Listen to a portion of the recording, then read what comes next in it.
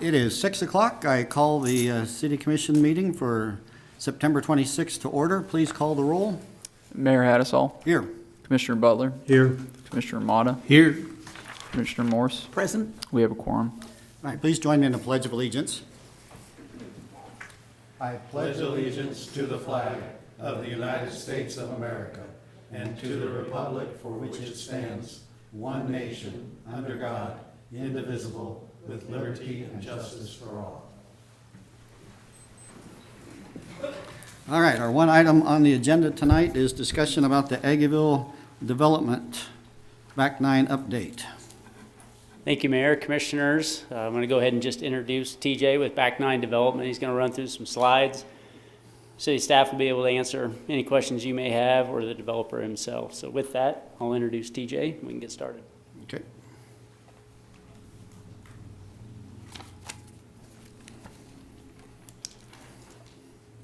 You don't have to sign in. You're not giving public Sign in comment. today. Copy. Okay. As Jason said, my name is TJ Vilkanskis, and I'm with Back 9 Development. Before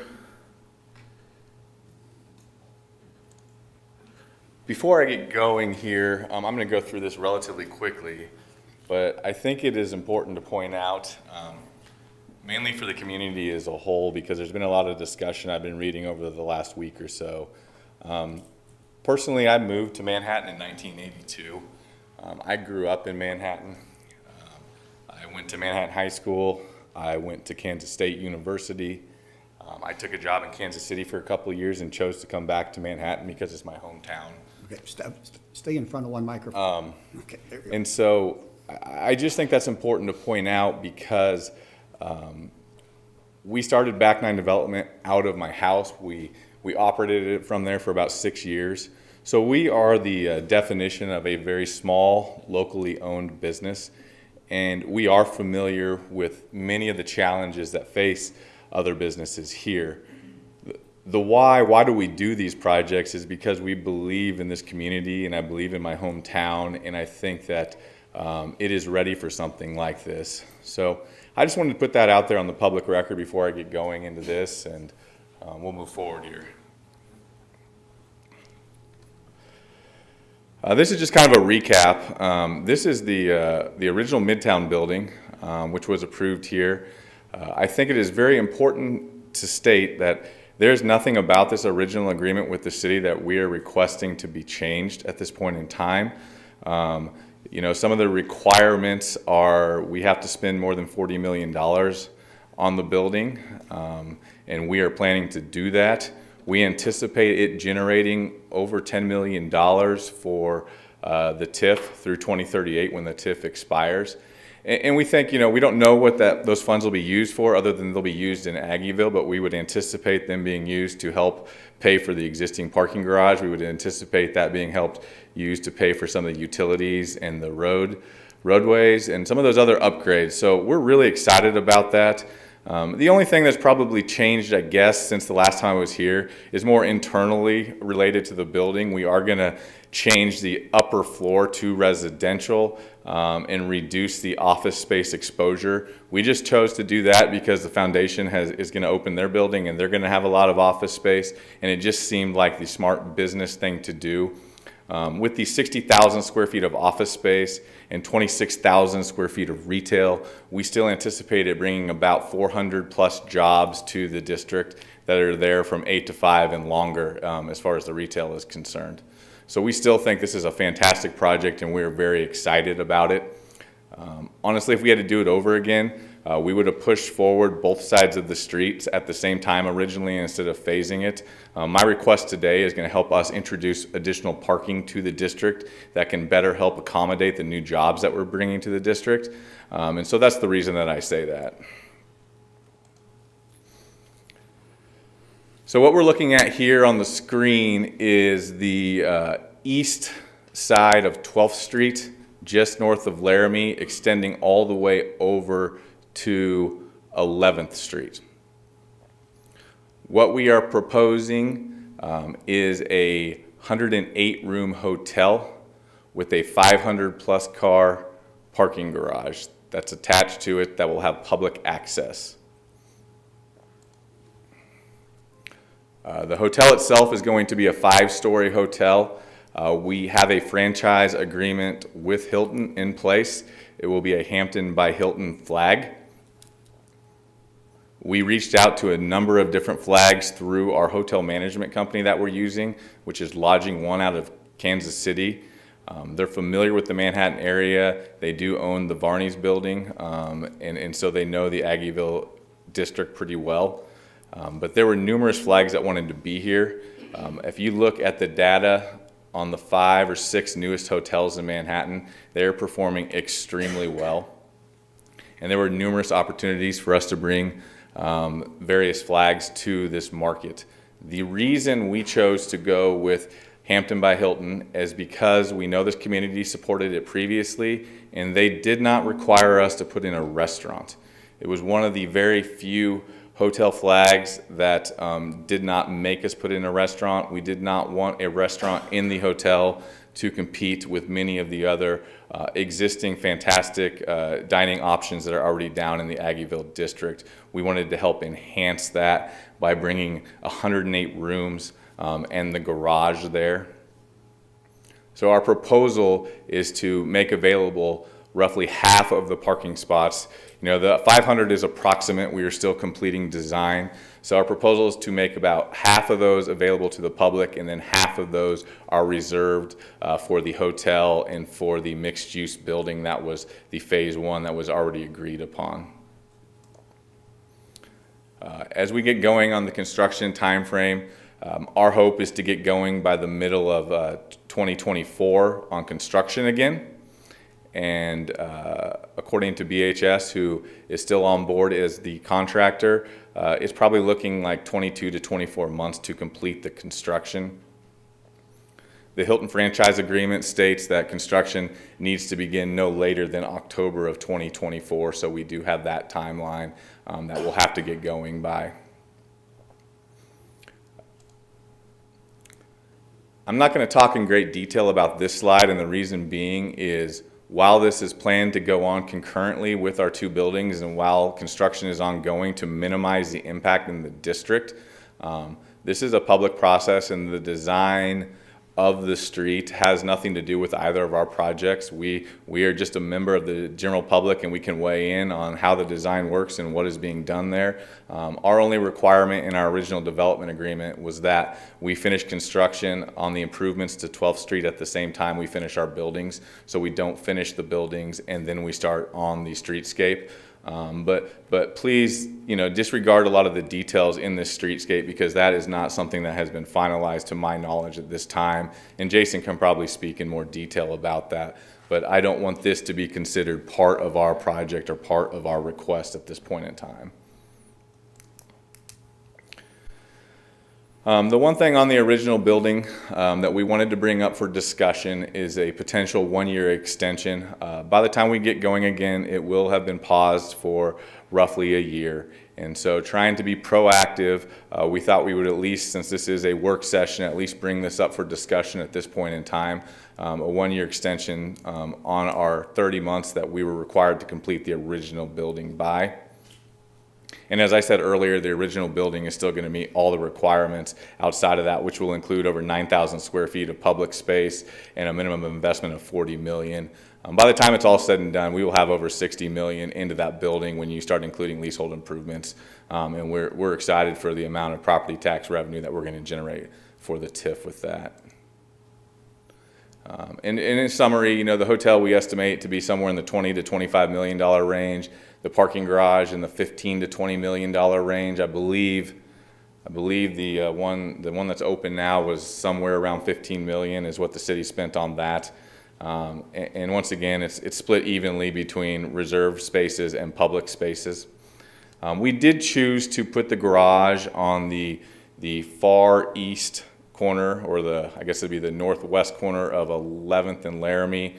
The reason being is inside of the Aggieville district, it put the garage furthest away from the existing garage, and it helps service the businesses that are located over there on the east side, such as, you know, Nico's or Aggieville Brewing Company, among others.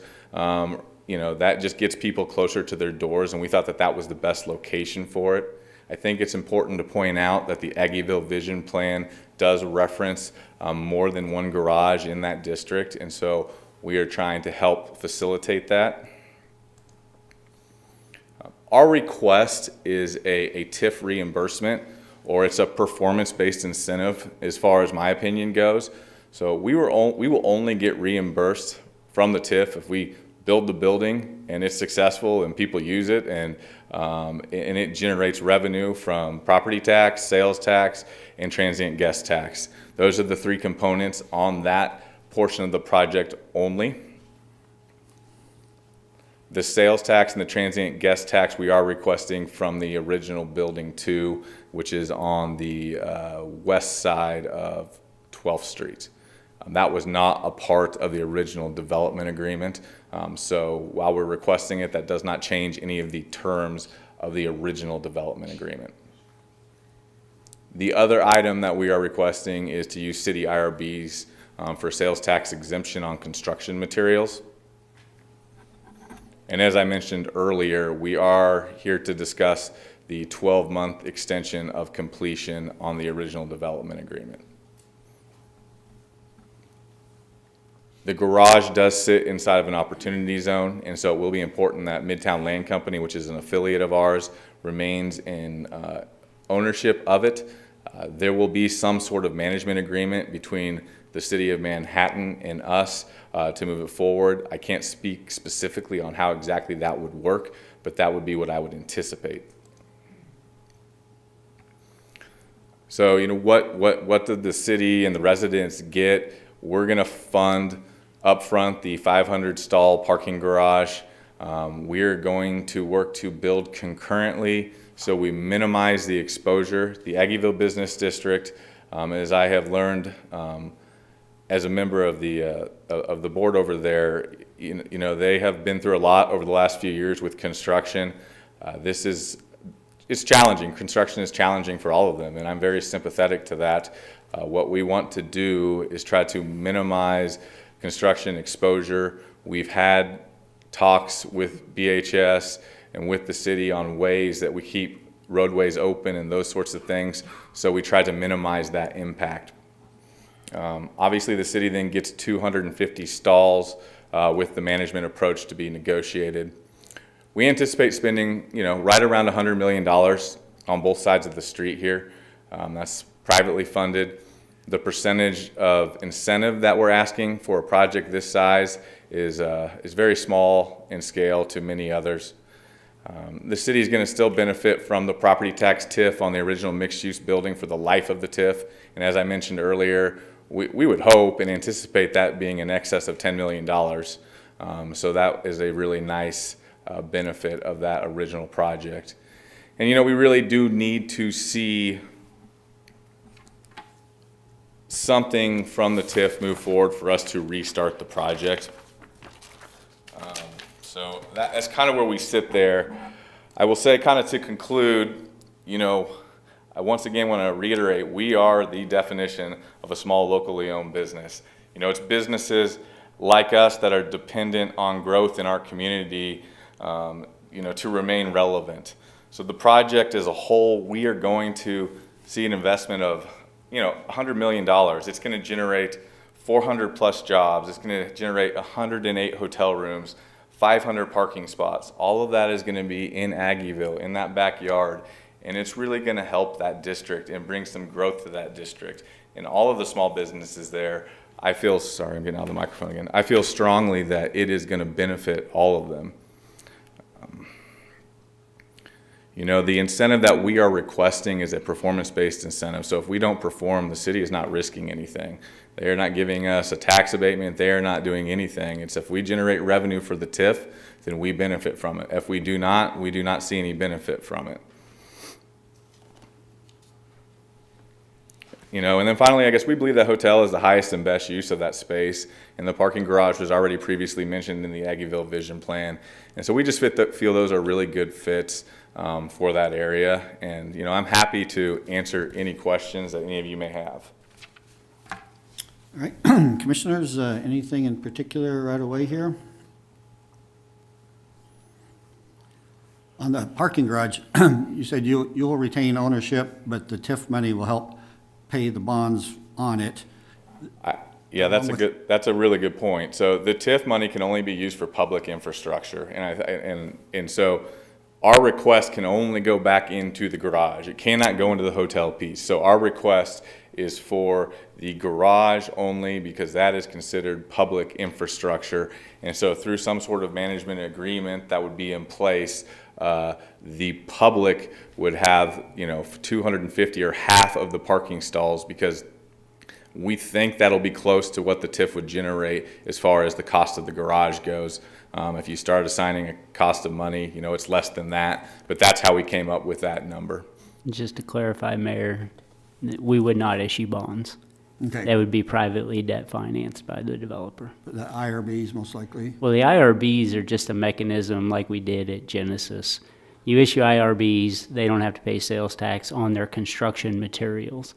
So when TJ estimates a $100 million investment, roughly calculated, it's probably about $50 million in materials and $50 million in labor. That's just a rough estimate. It's obviously going to be different than that, but it's around that time, that range. So the $50 million they'll buy in materials, which more than likely will either be outside of our community, but in the state of Kansas. So it's really about impacting where that good is purchased. And in the case of Genesis, they bought almost 100% of their stuff out of Wichita. I don't know where Hampton, and I don't know where the parking garage is going to be manufactured to the point where you're purchasing those goods, but that's where the sales tax exemption comes in. So, so let's just finish this parking garage thing. So, your company, the land company will own it, and then you'll have a system for collecting parking just like the other city parking garage, or we will manage it? What are you thinking that arrangement, which you haven't worked out yet, might look like? We've talked about it both ways. TJ needs to own it, so he clearly will have that. So there's some sort of lease arrangement with the city. Okay. Public access to, as he's mentioned, 250 stalls. The system at which we have for license plate recognition, if we were involved in monitoring those stalls, is what we would continue to do. It really wouldn't cost us a whole lot more to run our vehicles over there, circle through, do like we do with the Park Mobile app today. The 250 that he's talking about for the private, on the hotel use, the Midtown use, those are, at his discretion how he wants to manage those stalls. Okay. But at a minimum, those 250 for the public, we will negotiate terms at which we want those managed in a certain way. But the lease arrangement, we will be leasing some spaces from him. Correct. Okay. So, all right, what else did that, Well, maybe just to tag on to that, I think that's an important point, because a kid's keeping brought up to me about the hotel that got put in there before, how we were supposed to have some public spaces in those, and that never happened. What was agreed to were public spaces during construction of the parking garage. So as our garage was being constructed, the hotel made some arrangements with local businesses in Aggieville to allow their employees, their customers to park in the hotel. That did occur. Once our garage was done, the agreement basically stopped, and they no longer had to work with businesses in Aggieville. That's an arrangement that we made with the Marriott when they were building their garage with the internal, knowing we were taking stalls away at the time and under construction for our parking garage. They were agreeable to that, but beyond that, we didn't have an agreement. Okay. I just want to make sure that's understood, because that's getting talked about a lot. Is the same thing going to happen to us? And this is really a much different deal than that was altogether. Yeah, at that time, we reached out to the ABA. They contacted some businesses in the close adjacency. They had arrangements to utilize that garage in the Marriott. So, do you know how much has been invested so far to date in the land there? Well, I mean, in the ground. Just in general. Yeah, in the ground, we have about 12 million in there right now. We have, we purchased steel that is sitting in Kansas City in storage, and we're ready to go there. But yeah, that's about where we're sitting today. And can you elaborate some on the financing? Because obviously that's what stopped it before. So again, that's where the concern would come in. Yeah, I mean, it wasn't financing, it was our biggest, our lead investor that ended up pulling out, and, you know, there were reasons behind that.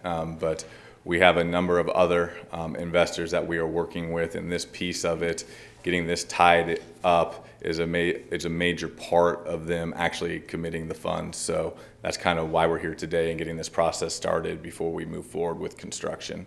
So we're in good spot with the banks that are going to support the project. It's the investors, because, you know, we are in Manhattan, Kansas. None of this will appraise out. It won't even be close to appraising out because we don't have any comps. So what that means is, as a development company, we have to bring a significant amount more cash to the project than we would in other communities. And so we're going to be bringing roughly $40 million of cash into this project that we have to raise. And our big lead investors do want to see some sort of city support before they actually make their deposits. But we're set up in a good spot for that, provided we can work through this together. So, thanks. Well, I guess there are just lots of questions, and more of them will come up as we hear from the public too. But Jason, I do want to make it really clear about the public parking. I was on the commission when that happened, and that wasn't my understanding. And so it wasn't really clear. So I don't want any of the finer points getting lost anywhere. I want the public on board with what we do, from my perspective anyway. Remind me about the amount of the cost, what was paid for the parking lot.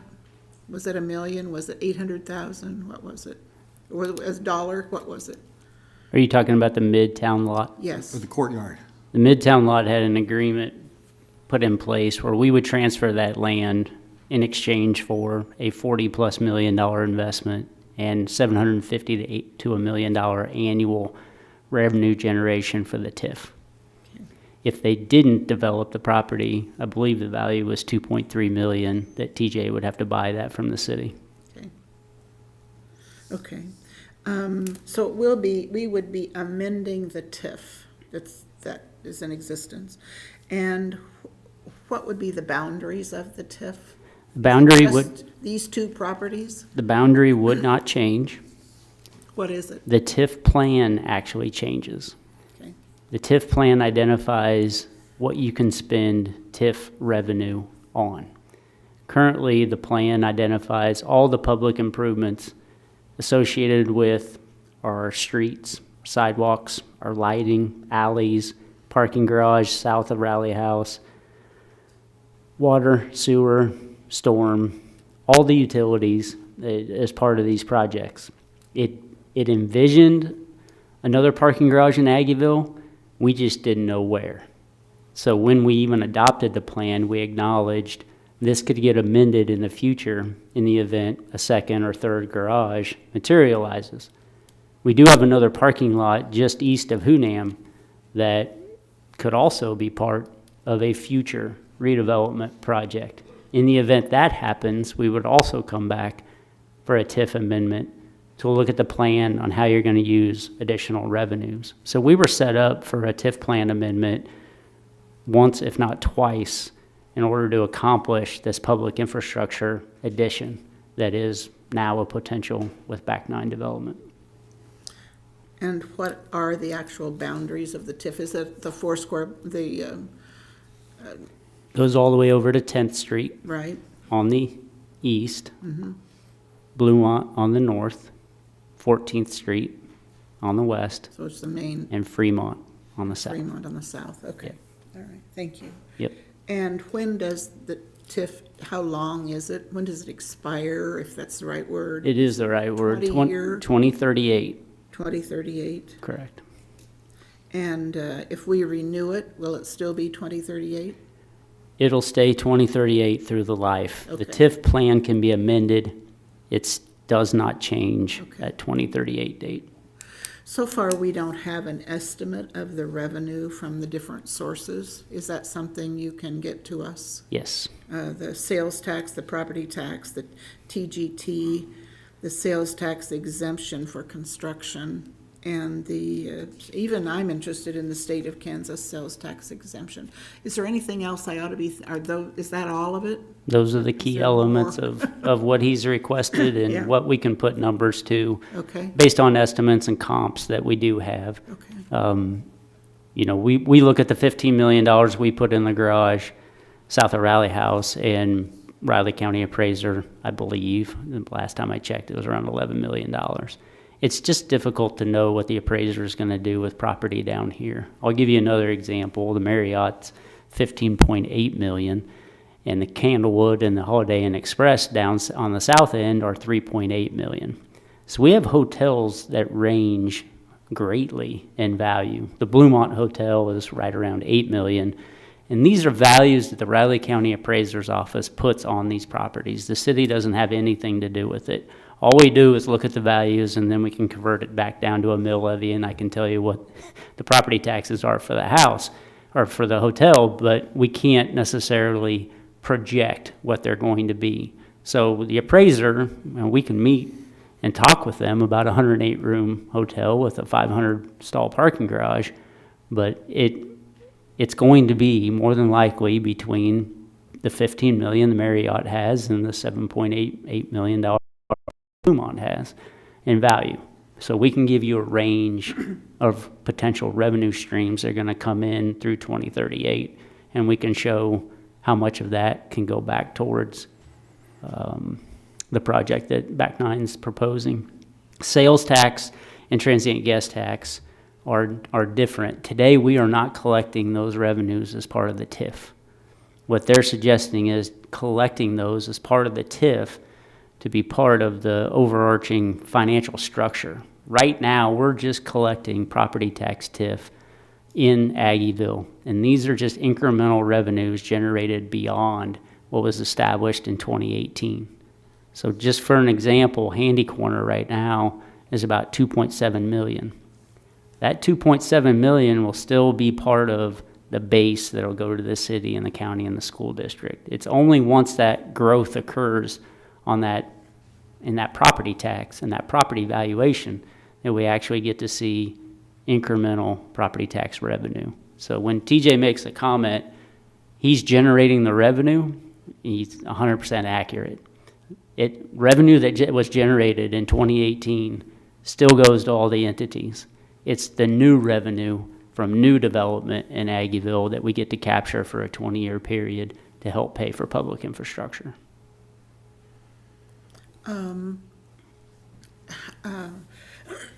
Ordinarily, developments go through our community development and our planning board and then come to us. This is coming to us, why? At first, and that's because of the financing piece? Well, as a governing not body, the you planning. adopted the community vision for Aggieville in 2017. Exactly. So we went through about a 1.5-year process with the public. We identified a plan. The planning board adopted it as Right. part of the comprehensive plan, And a comp plan, too. and you all adopted it as part of Right. that as well. I So it is part of a public process. It was a while ago, but it was anticipated. There's no zoning changes necessary for this project, so it wouldn't go back through the planning board. And it would go through a building permit review, just like any other building in a zoning district where the proposed use is allowed. So the process doesn't require it to go to the planning board. It requires it to come to you as a governing body to decide on the use of TIF dollars and enter into That's- those agreements. That's the financial part. Correct. Not the physical part. No, for- and we put requirements in our zoning regs back in 2017, 2018, where we required certain streets like Morrow to stay the same, and if you're gonna build on Bluemont or Laramie, you gotta come back with a minimum 3 floors. So those are all part of the zoning regs today that Back Nine will have to follow. What did it say about hotels, the Aggieville vision? I don't think it did. Well, it definitely contemplated a hotel where the Marriott is, and obviously the Bluemont existed at the time. At the But time. it's an allowable use in the zoning district. It's allowed, but it wasn't a recommendation. how much will this cost the city? Estimate, well, you're saying nothing, but I know better than that. I mean, we will be providing utilities, obviously, at whatever capacity is needed, which is not what's there now. So there'll be some change. And I know that we have plans already for the alley and Morrow, certainly. So I guess the question is, how do we get to how much will this cost the city? The Aggieville vision was put together to look at all public infrastructure, border to border in Aggieville. Right. We looked at, like I said, all the streets, the sidewalks, the alleys, all the below-grade utilities. A big push for us to even be in Aggieville is because the water lines and the sewer lines are in horrible condition. Right. And it's why when we do our projects, it takes longer, once you expose them, to go in, remove them, and replace them. Everywhere we have new concrete, new pavement, new sidewalks, we have new water and new sewer and new connections to all those businesses. Where there are still existing streets from 30, 40 years ago, there's infrastructure underneath them that are 50 and 70 years old. That needs replaced. And we committed to that with this Aggieville vision. We are trying to use as much TIF as we possibly can to pay for that public infrastructure that benefits all those businesses throughout the district. So when that water and sewer line gets replaced, we're not asking the businesses to pay that directly. We're asking for the TIF, which is the incremental growth happening in the district. It's why we get behind and advocate for the repurposing of our parking lots. It's why we get behind and advocate for the additional parking stalls so additional development can take place and the density can rise. That generates incremental revenue to support the public infrastructure in the district. If we weren't replacing the water and the sewer lines, I'm not sure we'd be in this room right now. It was that significant. There's a water line under Morrow right now that if you go talk with our utility workers, it's one of the worst in town. And if that thing breaks, everybody on Morrow shuts down until it's fixed. And it breaks a lot. And we're constantly opening up the street and fixing it. It needs repaired. That's really the impetus for the Aggieville vision. So what's it gonna cost us? Yeah. The same it would cost us if he does nothing. We're gonna fix the alleys, we're gonna fix the streets, we're gonna fix the utilities. We have a TIF in place. We also have a sales tax that was passed in 2022, that last 10 years. 70% of that $80 million we anticipate receiving will go towards public infrastructure and debt. We have $56 million that we anticipate at a minimum will cover anything and everything we have exposed on North Campus Corridor and Aggieville. The more we can generate through TIF, the more sales tax dollars there are in this community to fund other projects to bring our utilities and our infrastructure up to speed. So how much do you expect the TIF to generate? I mean, if I can't get numbers on about what it's going to cost, how much do you expect the TIF district to generate, then what's the estimate? Yeah, we have a $45 to $50 million budget in Aggieville, and I would anticipate the TIF. I don't know, are we moving forward with this or not? I mean, that's the question. If we are, then we're going to generate a lot more revenue, not only for the parking garage that TJ is proposing, but for our parking garage we've already built. So we can generate 10, we can generate 20, we can generate $30 million. Our forecasted revenue streams back in 2016 were $20 million. That would have supported about a $12 to $13 million bond. That's essentially what we did for the parking garage. We need more revenue. We need more development. So if it's going to cost us 45 to 50 million, are we planning to get all of that from the TIF? I said we have a half-cent sales tax that was passed in 2022. I know that. $56 million will be generated, and it's roughly right now split between Aggieville and North Campus Corridor and a couple other projects that we listed during that campaign. So if we don't generate it in TIF, we do have to pull it from that source. But we're not exposed in terms of property taxpayers or sales tax from other source at this point in time. And you won't be bonding, so, Not in this case, no. okay. I wanted to ask about the current market. I guess, TJ, I ought to ask you.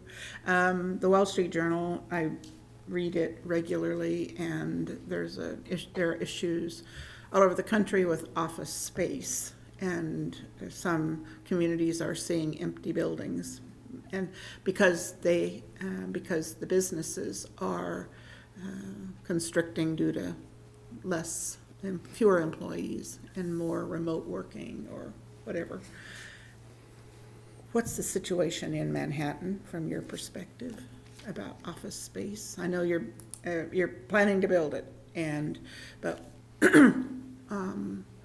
is there much empty office space?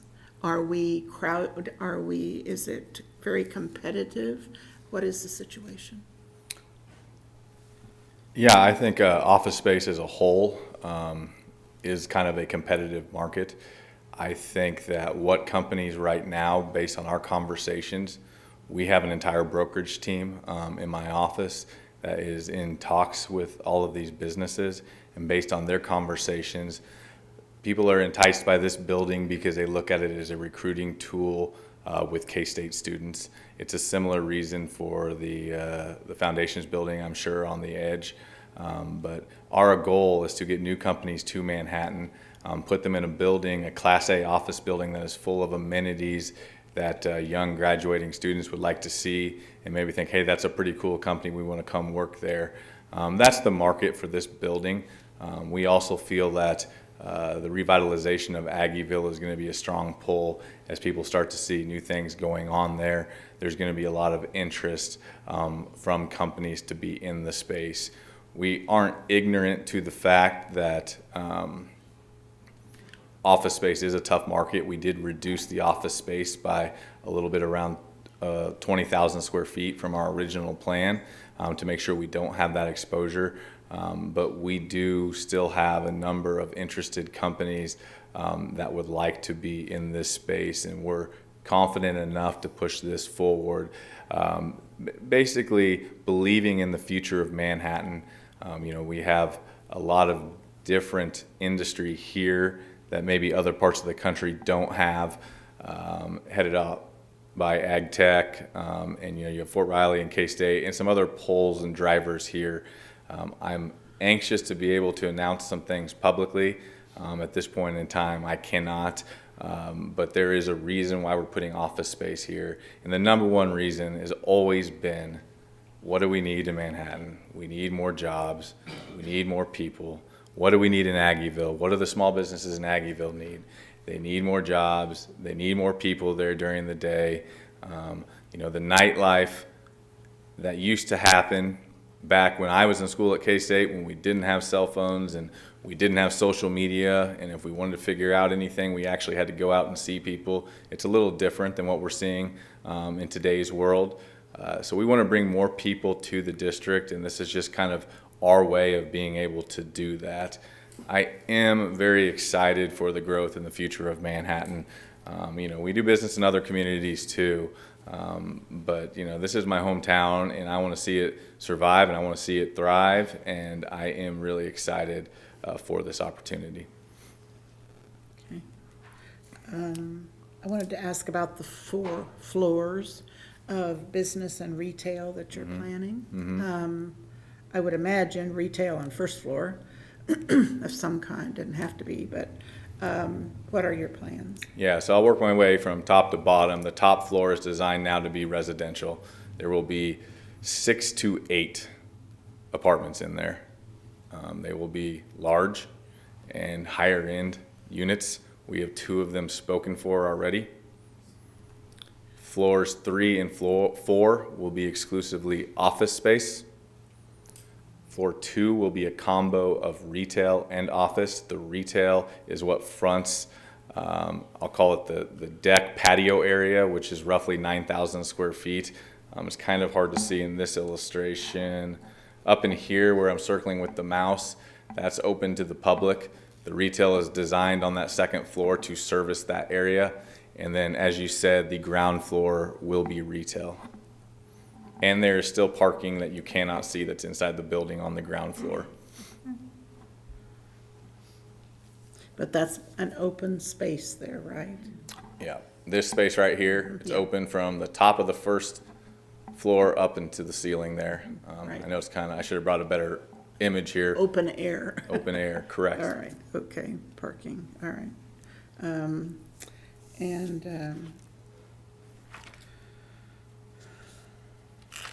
See what else, if anything else. I want to talk about the difference between the tax abatement and the, but we can do that later on. Yeah, the tax exemption is a sales tax exemption on the construction materials again. Yeah. We're not entertaining an abatement of taxes or of property taxes. So the IRB is So the simply, tax abatement that we're talking about is sales tax. on the construction materials, Yeah. upfront, yes, Only? correct. Okay. Does that mean that the tax abatement policy applies?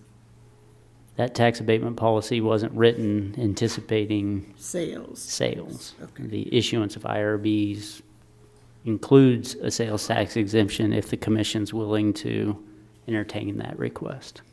It says in the tax abatement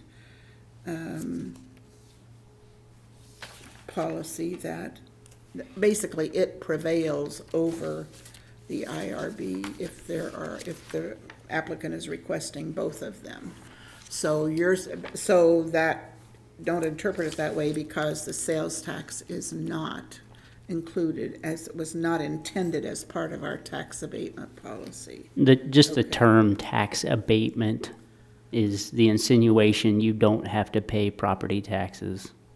Sales tax exemption is a piece of the IRB that allows the applicant to request of the commission the ability to not pay sales tax on construction materials. Okay, Just clarifying terms. I think we're saying the same thing, so but we it's aren't talking tax abatement Correct. tonight. Correct. We'll only be talking about IRBs. Okay, yes. I needed to hear that, thank you. So just so the changes to the original TIF are, we'll be able to spend the money differently than originally anticipated, adding the parking garage and such. Just the parking garage, not the hotel, just the Correct. parking garage. Correct. Also, collecting sales tax and transient guest tax off of the hotel and Midtown only Only, for the TIF also. correct. Okay? And that's pretty much the changes to the TIF. Yep. Okay. And so just so everybody knows, we're not giving him any money. If he generates property tax, that'll go to help pay for the parking garage From Midtown, yes. from the Midtown property. And once we pay off our parking garage, then at some point, would that money go to the new parking garage? No, Nope. only to the infrastructure projects that we talked about earlier, streets, sewers. Yes, the Handy Corner property with the hotel and the garage, they're talking about capturing property tax, sales tax, transient guest tax on that site to go back into the parking garage they are going to build. And that's really the only project that Could be property used tax for, would be used yes. for. Okay.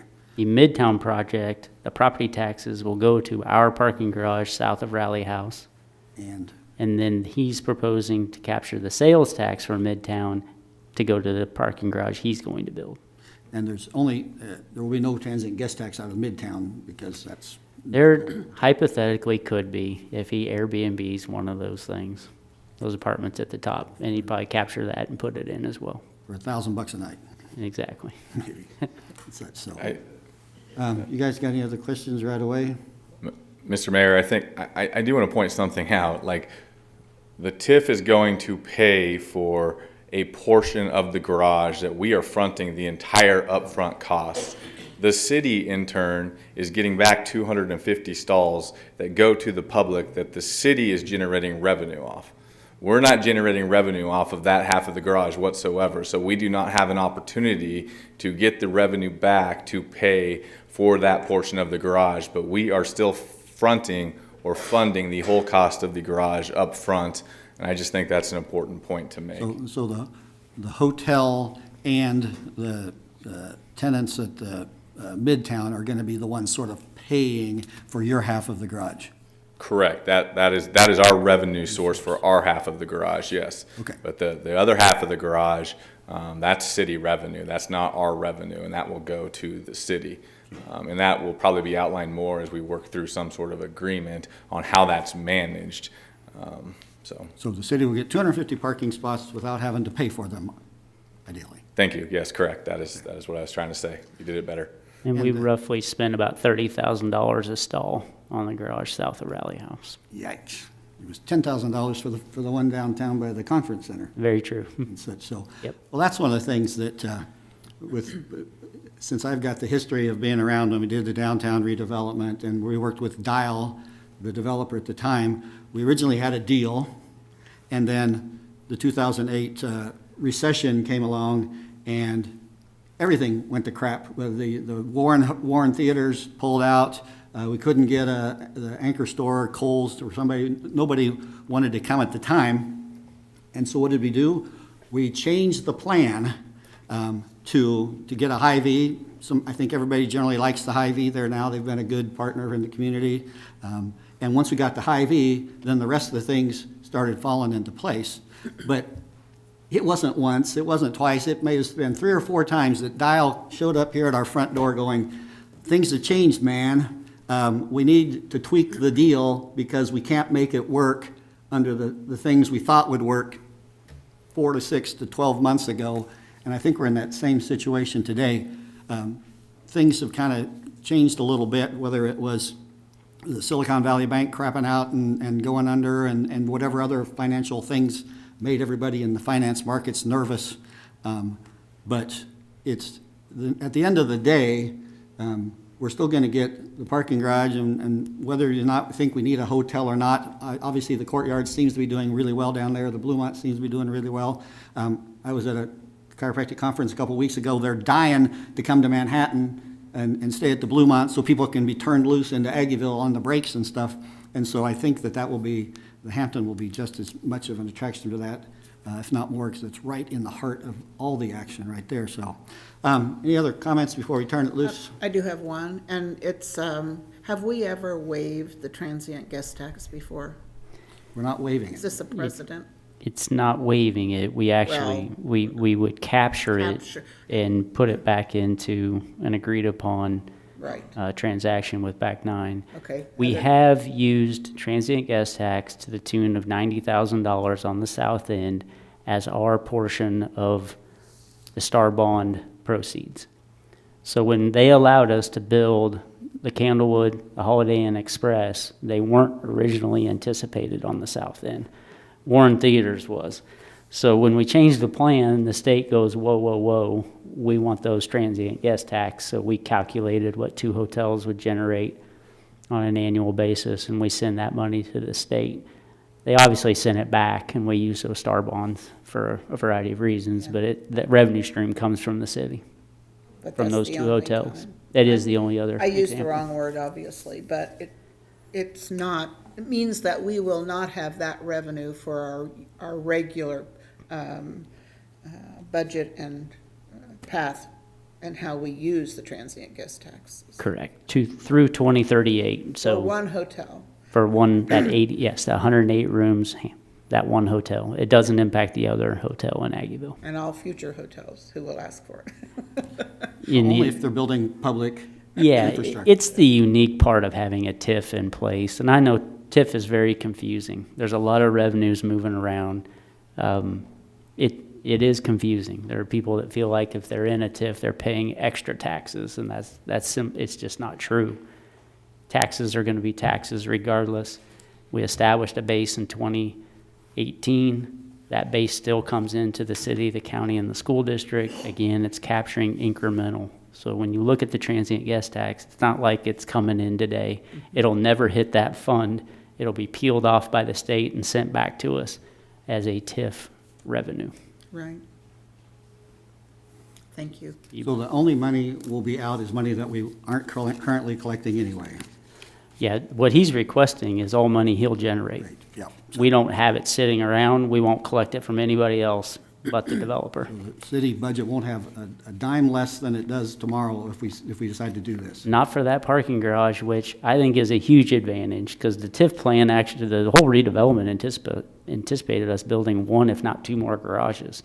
The fact that the city doesn't have to issue $15 to $20 million in debt and look back to a developer to generate the revenue that we would capture and pay ourselves, and they're willing to go at risk, put $15 to $20 million in a parking garage and build the hotel and generate all the revenue, and they're taking the risk, that's not a bad deal.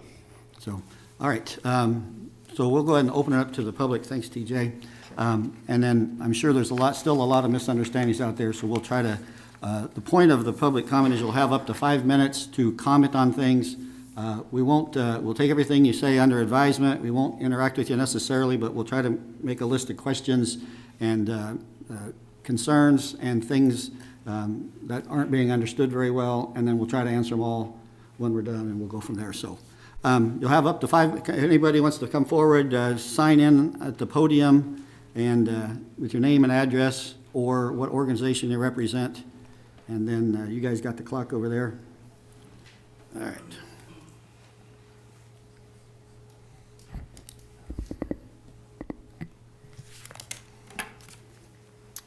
Cam Ward, 1929 Bluestem Terrace. I'm an Aggieville business owner and I'm an Aggieville property owner. And I wanted to talk just tonight about the economic impact of this project. When I first heard inklings that TJ was looking at doing this, I thought it was insane because I thought it was crazy that a private developer was going to spend that much money in our district to create something new.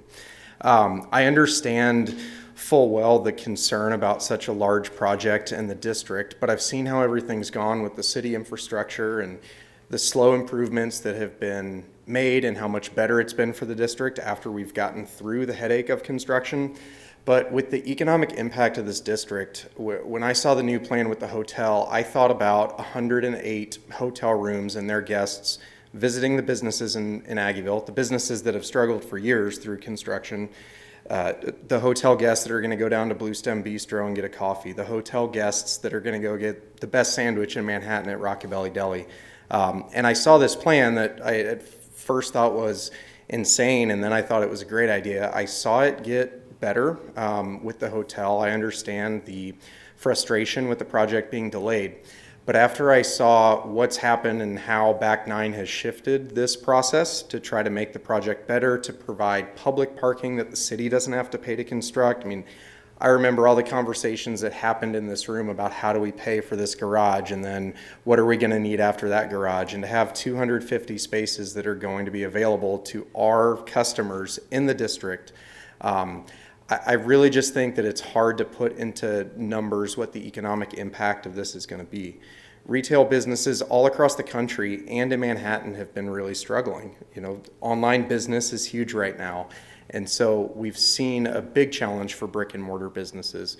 So when I see a private developer, the only person in town that's going to walk through those doors and want to pay $100 million and raise $100 million to spend in our district, I think the commission has a choice right now to support economic development that's going to help every single one of us that's in that district, or to let that district continue to have needs that are not met. So this project is a massive way to do that. It's one that I've thought long and hard about and struggled with. Is this something that's too big and too new and too different for our district? But the decision that I see you making today, or when you vote on it, is going to be, do we make this project better? Do we make it happen to eliminate the construction zone that's there right now? And do we give every single one of those businesses a boost in their business, boost in sales tax that all comes back here? I don't understand how any of this TIF stuff works because it's complicated. But I know that when we have a developer that's willing to foot the bill to make this happen for money that's going to go back into our district and continue to be available for businesses that want to work hard to be part of our economy, I really hope that all of you are going to vote to support this project. that is one of the largest pieces of private development that we've seen in Manhattan and especially in Aggieville. So thank you. Next, come on up, sign in, tell us your name. John Fitzgerald. Lost my pen.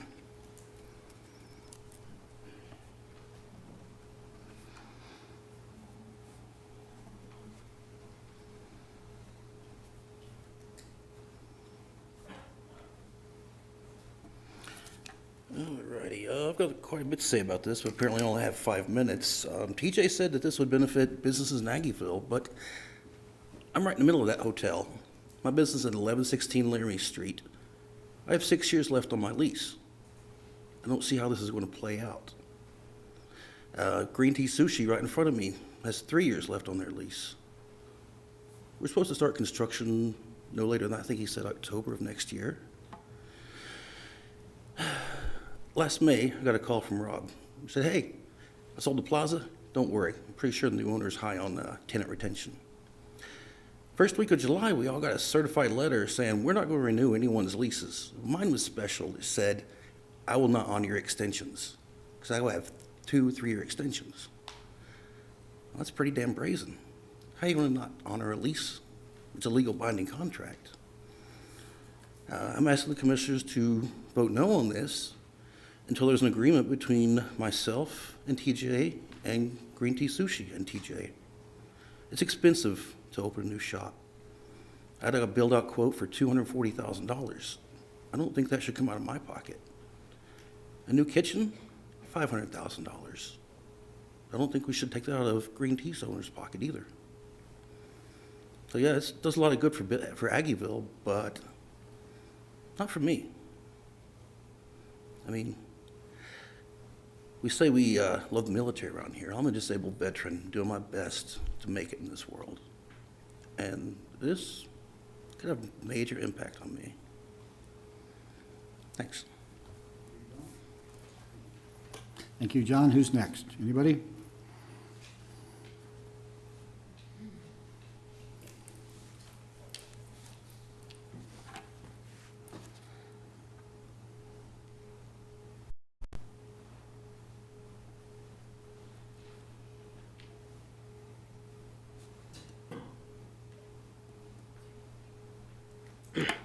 Hi, I'm Sarah Kunnick, and I own Sisters of Sound Records down in Aggieville. And I have actually a ton of questions about this. I've been doing retail down in Aggieville. 92 was when I first started working at Streetside Records. And we've had our shop down there now, Sisters of Sound, for almost 20. I'm next door to the Olsons. They're, 115 years of retail. But one, I'm wondering, is there enough people to support a hotel? I mean, you figure they'll be packed game day weekends, football at the very least. It's like maybe 7 home games.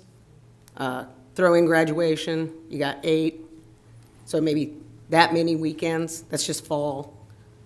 Retail space, how much are they going to be renting that for? Because the more that goes up, the more little shops like mine won't exist.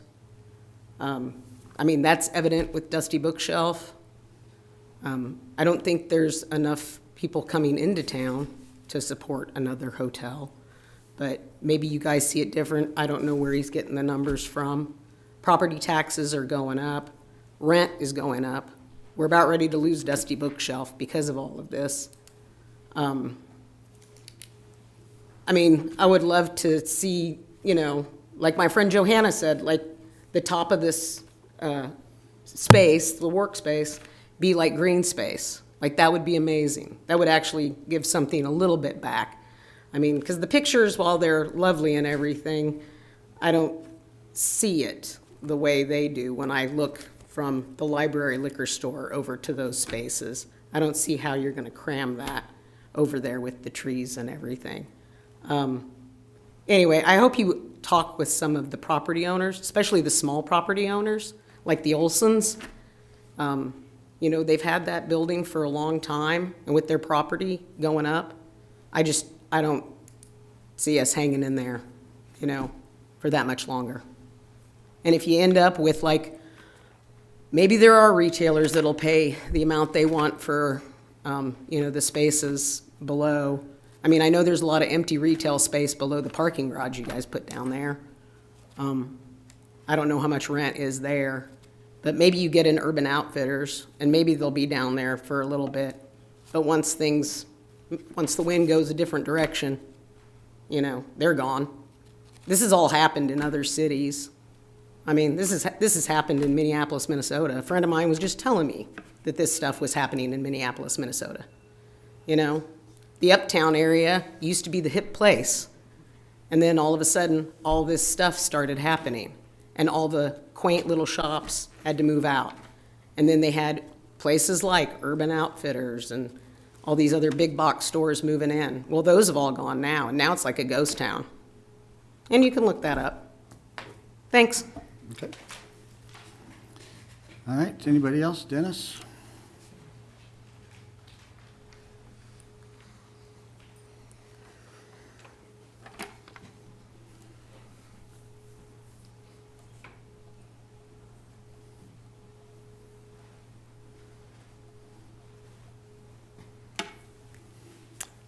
Good evening. I'm Dennis Cook. Work address is 1125 Morrow. Director for the Aggieville Business Association. The Aggieville Business Association Board of Directors has not met on this situation, so we haven't had a vote, but because we didn't see this until it became public on Thursday. I do believe that up to this point, and still continuing today, that we are in favor of what Back 9 development projects, both Phase 1 and Phase 2 are, and we really can't wait to see what the fruition of this is. I think it's going to be great for Aggieville. We do have some concerns, and I'll get to those in a minute, but the projects, as discussed this evening, I think will benefit the business district with a great increase in jobs and employees that should really help the bottom line for all the businesses in Aggieville. We are talking about approximately $100 million in private investment, and that will gain us over, as we're talking about the parking spaces, I know that, 250 is public and 250 is more private, but those people that were going to be in the Midtown project, we're going to need parking spaces anyhow. So it still is a net of 500 spaces. So I look at that as a better than a 250 spaces deal. We will also gain 60,000 square feet of office space, and by definition, what that means is increased workers in our district. 8 to 5 or whatever that time frame is, and that puts them in spending money in Aggieville. 26,000 square feet of retail space that will attract new customers into our area, and also those businesses have to have employees. That brings more people in. And 23,000 square feet of high-end residential to add to our living numbers, plus the 9,000 square feet of public space for entertainment opportunities that we could possibly utilize down there. So when you take a look at it, our work, live, play scenario just gets stronger with this type of development. And I think this would be really good for us. The two concerns I said is, and I have reached out and I've talked with Back 9 Development about this, and we were concerned about the disruption on 12th Street during construction when they were working before. And we've just said, that we weren't really sure about that, but what we saw when we saw that disruption, how it really impacted Aggieville. So we've already talked about that, about minimizing that as much as we can. And I think now that we've seen what that impact is, they're going to really work with us and make sure that we can try to keep 12th Street open as much as possible. The other concern of that was at one point we had talked about maybe making that piece of 12th Street from Morrow to Laramie a pedestrian area only. And I don't think, as I've talked with somebody else, there wasn't a whole lot of pushback on that, but I don't think anybody had ever realized what the impact of no traffic going through there, how much that impacted us. Well, we saw that during construction. And so as we've talked with stakeholders and businesses down there, I think that that will be a concern for us. You know, we really love the concept that is north of Morrow, you know, between Solong and Tanners. That area really works well. You know, so maybe that concept's a better concept for us on 12th Street. But what I guess what we're just asking for at this point is let's get that information back out to the businesses and the stakeholders and get the Aggieville input in on what can be done on 12th Street. But I think that is going to be very important for us. But I think overall, you know, we see nothing but really great things out of this. Thank you. Okay, thank you.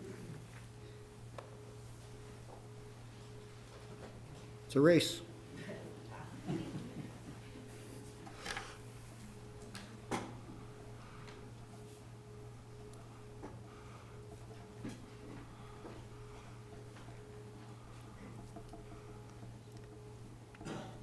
Hi, my name is Courtney Jane Hockman, and I have been a Manhattan resident for the last 23 years. I'm not employed in Aggieville, but I have lived in this town long enough that I have seen so much change in Manhattan. And I understand and appreciate the future economic impact of a project like this. However, as a consumer, I'm concerned about the continued blockage to that area and the parking situation. My son is in a wheelchair. We often use disabled parking, and the disabled parking has been almost obliterated unless you want to park in the parking garage. If I'm going somewhere like Sisters of Sound, I might not want to park there. If I'm wanting to go further down into Aggieville somewhere else, if I'm going to my chiropractor, I might not want to park there. And so also there's lots of congestion and issues about, do you need to register? Do you not need to register? The biggest reason I'm here tonight is that I really appreciate the unique flavor that Aggieville has, and I feel like these depictions don't really fit our downtown or our townhome, you know, essence that we have. We're losing small businesses to increased rents and taxes, and some of those businesses have lost revenues already from having the construction blockages. So while I appreciate that this will bring revenue in the future, what about now? What about what they've lost in the meantime? Thank you. Thank you. Nicolette, you're up.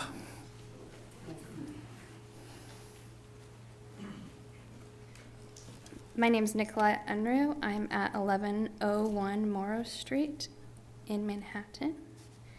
And I thought the presentation overall was very helpful. It answered a lot of questions that I had coming here tonight. Took tons of notes. And I'm sure lots of my questions will be answered over time. However, I'm just a little curious about the cost of living in these beautiful residential spaces that are being proposed, and if that fits within what our housing needs are. And then I'm also very curious about the commercial rents and the retail spaces and how that will affect other small businesses. Will that raise our rents? And what kind of businesses will be coming into those spaces? Are there any specific commercial tenants, which TJ did say 2 of the residential spaces have been spoken for, and that there was some information he couldn't share just yet, some exciting things that they've been in talks with about commercial tenants and retail tenants. I just would be interested to know how that fits within our lovely little unique community, as was mentioned. I do have some concerns relating to commercial corporate stores that could be able to afford the higher rent rates while small businesses can't quite afford those. And I'm assuming that the public parking will be, say, at the same rates, the 2 hours for $2, et cetera, et cetera. And I'm also going to echo the concern about disruption to alleys and access for our vendors during that time of construction. However, I'm sure we'll be able to work through that all with their team there.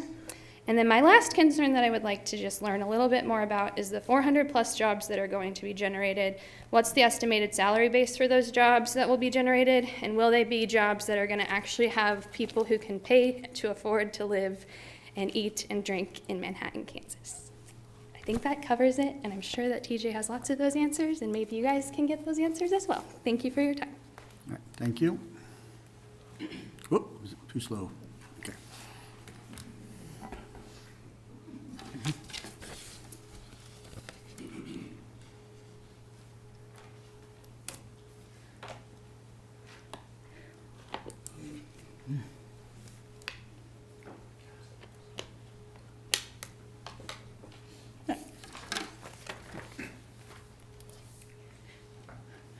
Joyce Bright, 1217 Colorado Street.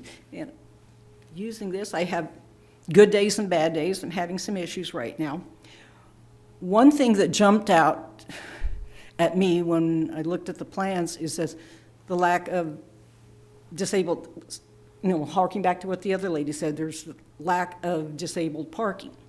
And 12th Street, and their plan, I don't see any planned disabled parking around the outside. Maybe it's there somewhere, but I don't see it. And you can't say, well, we'll save you some parking places in the parking garage, because that's still too far away. I'm sorry. About 15, 16 years ago, I had major surgery, and I had a temporary handicap parking permit. So I know what it's like, to have to, walk slowly and walk carefully and in much pain to get to a place. And, I know the developer didn't talk about it, but it needs to be addressed. And what I would like to see was the on-street disabled parking, not in a parking garage right away. And the other thing, they want to make that 12th Street kind of pedestrian. We need disabled parking along there. There's this one shop that I go to on 12th Street that's south of Morrow, and we need, it's wonderful when I can get to park outside rather than having to park in the garage, walk another block. It makes a difference. And it's not just young people going to Aggieville, it's older, sometimes families that have somebody who's in a wheelchair or has difficulty, or small children. We need some closer parking. The other thing I said, do we really need another hotel? I know everybody's saying, hey, everything's great. It looks great during football season when we have so many people here in town and people are staying 1 or 2 or 3 nights, whatever. They make a weekend of it. And that's good. It's good for the Manhattan economy. But something that has been overlooked is that people are also using Airbnbs and Verbos. Here in Manhattan, there's one house that's not far from mine, and I see these group of people every football week, and here they come up, they're renting houses, Airbnbs rather than hotels. And it's not just the cost, that there are other things that renting a house provides. You have access to a kitchen, you have more space to move around, you have an odd number of people. Sometimes, hotel rooms, you're usually limited to how many people can stay in the room. Say if you have 5 or 6 people, you need to find space for them. You either rent 2 hotel rooms, or you can rent a house for much cheaper and have other advantages. And so we really need, I question the need for a hotel, another hotel. Even though it looks good at first, what about a few years from now, when it's down the line, will we still need it? Hopefully they're saying that we're going to fill up the rooms. Well, I'm not so sure about that, because the Airbnb business in Manhattan is increasing. It's you don't see it on the commission meetings and other things, but it's just word of mouth. It's there. So thank you very much for your time. All right.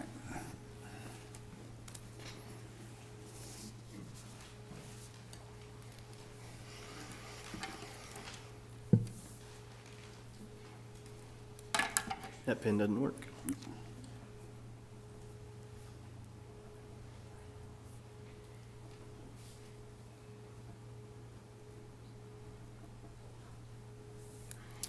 My name is Royce Artery, 520 Osage Street, number 7. My questions is businesses that are being forced out. Small business is very important for the Manhattan community. I have been in Manhattan since 2003, and I've seen a lot of really good businesses go the wayside for whatever reason.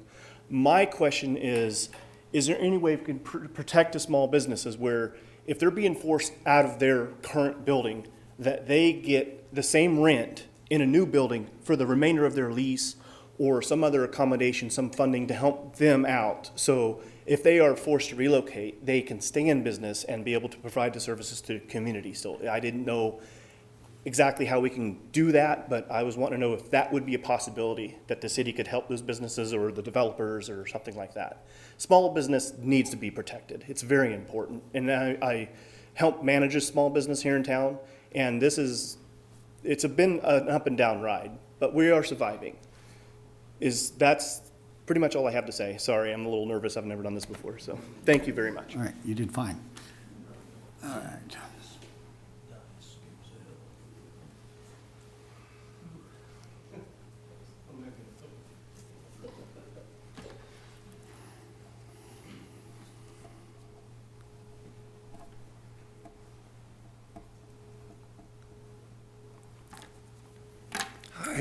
Hello, David Javoltowski, 100 South Delaware Avenue.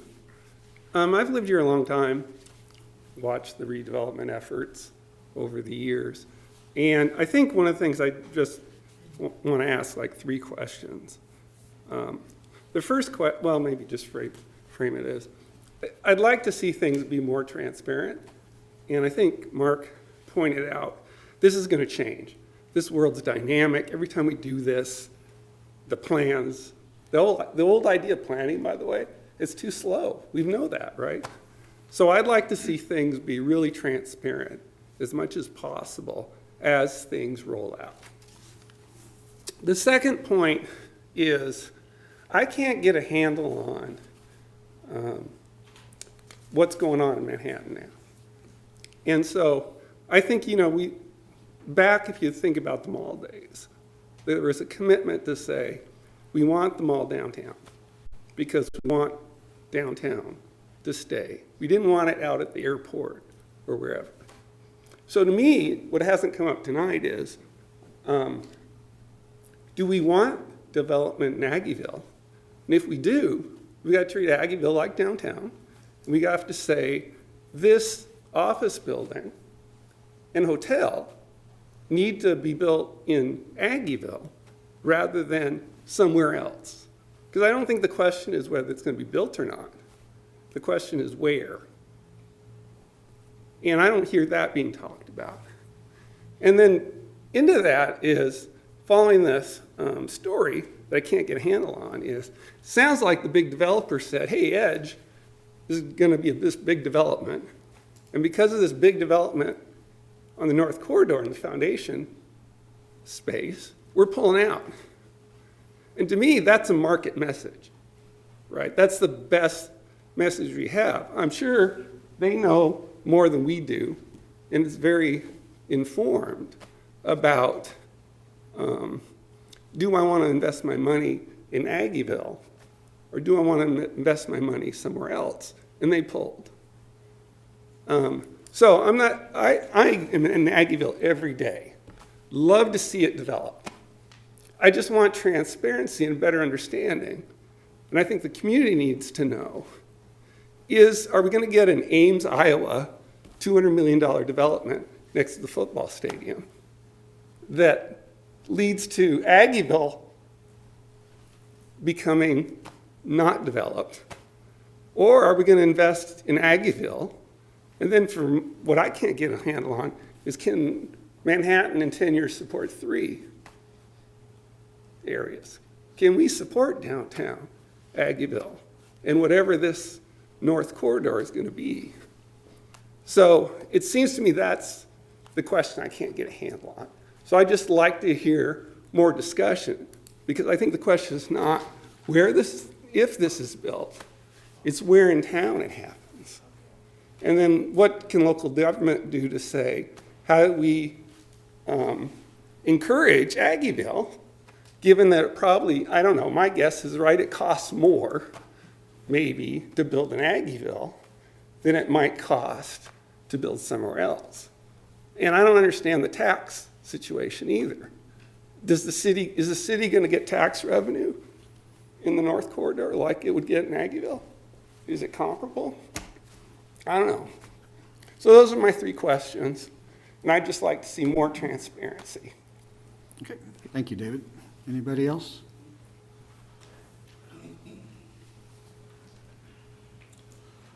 My name is Ryan Platt, a business owner at 1315 Laramie, also the property owner there as well.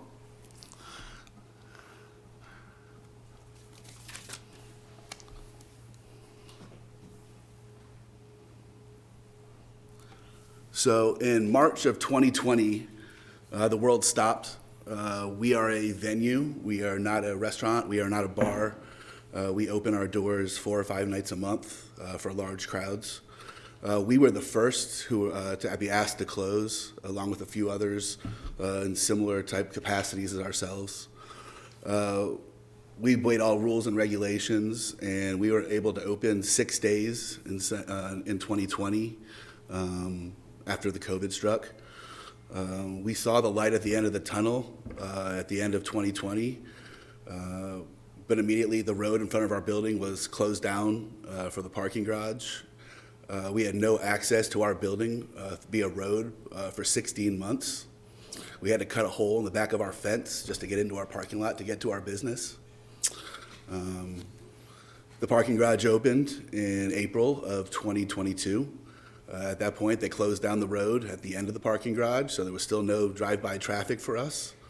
We got through all of that, but it was tough. It was extremely tough. If you add all that time frame up, that's 3.5 years right now of non-normalcy.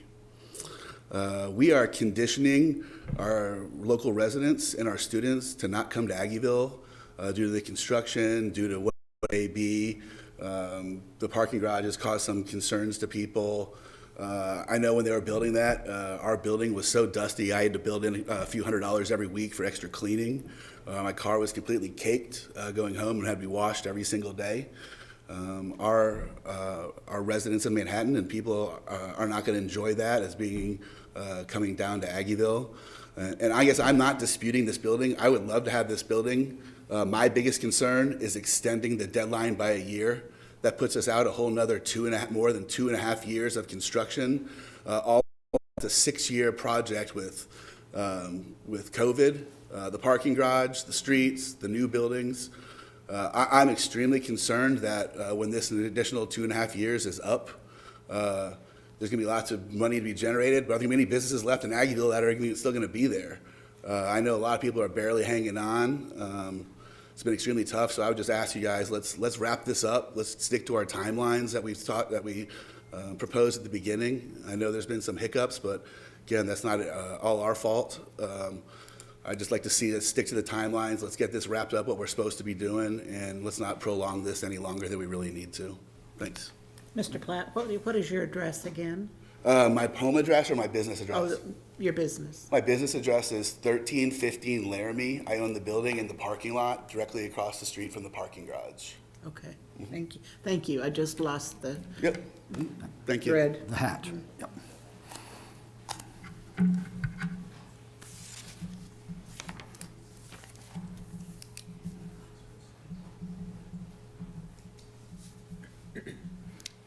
Good evening, Commissioners. Jason Smith, President and CEO of Manhattan Area Chamber of Commerce. Thank you for the opportunity to be in front of you this evening.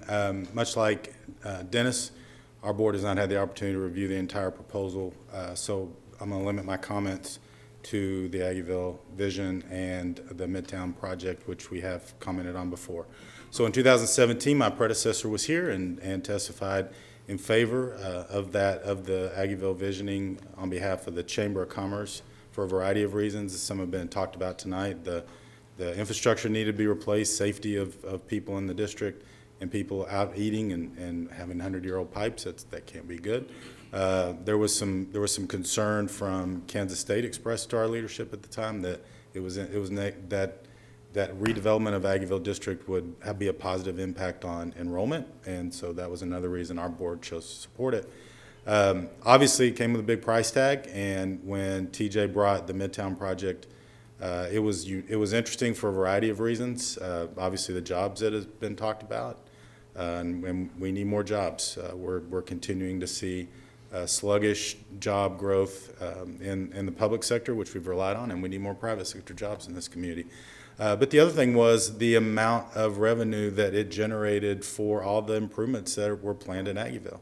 And the fact that it's up to $10 million is significant. It's 25% of what Jason said was nearly the total cost of the entire project, that if we don't collect will fall on the taxpayers in some form or fashion, or we're going to stop the Aggieville process, and I don't think that that's something we can do halfway in through the process at this point. So we think it's important to take that into consideration. One of the things that when TJ had to delay this project, I know there was a lot of talk, and I heard that it was going to come back scaled down. So I think the fact that it came back not scaled down but increased is remarkable and says a lot for his vision for the community. He talked about it tonight, and I think that's something important to consider. I think the fact that he's willing to finance a garage that keeps that debt from the city, I think is something also positive to consider, and our board will consider it through that process as well. So again, I just want to reiterate, the chamber continues to support the Aggieville vision process. We have a standing support on Midtown, and we don't see anything that's been proposed today that changes our support for the Midtown project, and we'll evaluate the hotel and the request for that and the garage and be back to you when this is back on the agenda. So thank you for your time. I also want to say real quick, there have been some wonderful comments tonight from everybody, and I want to compliment everybody that's been up here speaking. It's been very informative, and I think there's a lot of things on both sides that we should consider and start working on, and I'm gonna start working on some of those tomorrow. So thank you. All right, very good. Anybody else? Going once? Going twice? All right, we'll go ahead and close public comment. You'll have more opportunity to comment on this if or when it comes to a vote for something. So, commissioners, what other questions, comments you have for TJ or Jason? I have a question about the industrial revenue bond policy. And there's this provision under eligibility.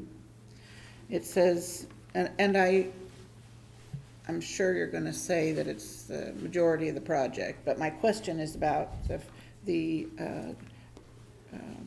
section on a housing project will only be considered for IRB financing if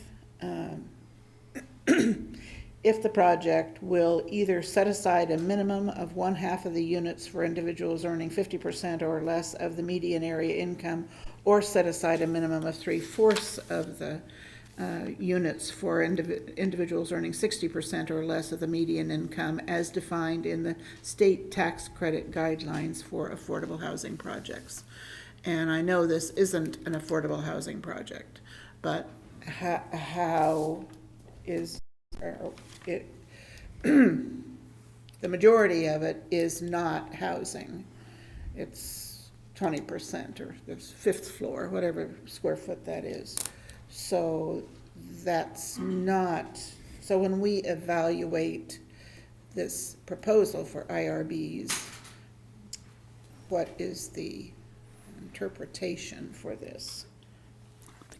That policy was put together in 2003. At that point in time, the city was being approached by multiple tax credit developers looking for assistance. IRBs for a sales tax exemption on construction was one option. The commission adopted a policy to put forth criteria that they wanted that development community to realize they needed to meet in order to leverage the IRB sales tax exemption. Since that point in time, the governing body has issued IRB sales tax exemptions for a variety of projects. There is a provision within that policy that allows the commission, at their discretion, to do that. It does not have to tie to a housing project. Genesis is the best example I can give you. They came in, they asked for the sales tax exemption, the commission granted it. It doesn't fit anything in that policy specifically, but there is a provision that allows the commission to do it at their discretion. So the last time we had IRBs, and 6-8 months ago, we had a discussion about the need to change this policy. Where are we with that? That's why it's in your packet tonight, and I have 4 questions for you when we're done with this item, because there's 4 developers who would like to leverage them. They're all 4 doing different things in this community. It's hard to judge based on our past practice and our current policy as to the guidance I should give them. So it really has nothing to do with this project. it has to do with the next item on the agenda. It's hard to evaluate a project when we're not going to follow our policy. There is a provision, again, Commissioner, that the commission has the discretion to use that tool. Right. It doesn't have to be used for A, B, and C. It can be used at the discretion of the commission. There are certain things that the state law will not allow IRBs to be used for. We avoid those. Good. I want to ask about the review committee, and what was the results of the review committee's work? And again, Commissioner, that policy was given to you for a discussion that's next on the agenda. So that This item is not leveraging economic development funds, and it hasn't even submitted an application for IRBs. It's what he's talking about and proposing to you to see if you're Okay. agreeable So to there's no consider those in the proposal yet. future. Okay, got it. Thank you. All right, a couple of the comments I'd like to address a little bit, and tell me when I get off base here.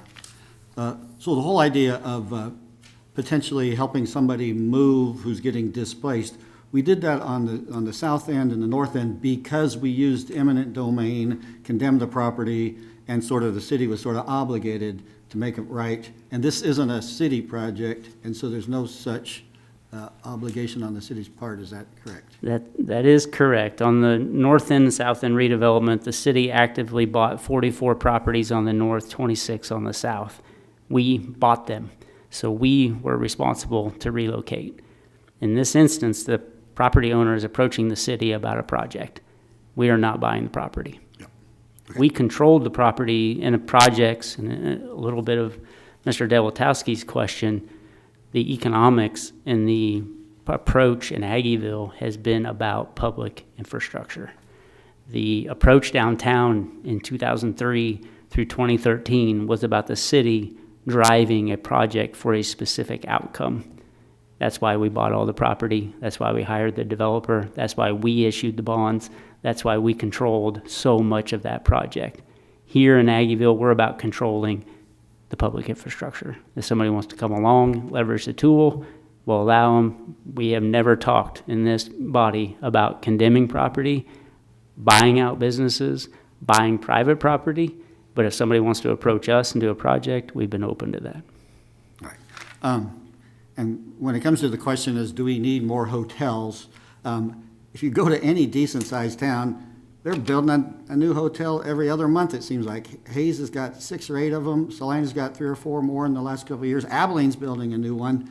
So the hoteliers know something that we don't know if they keep building hotels. And so they apparently think that Manhattan's still a good market, even though we have, Colin Noble has said that we've got, his hotels here are the lowest occupancy rate of any hotels he owns anywhere in the world.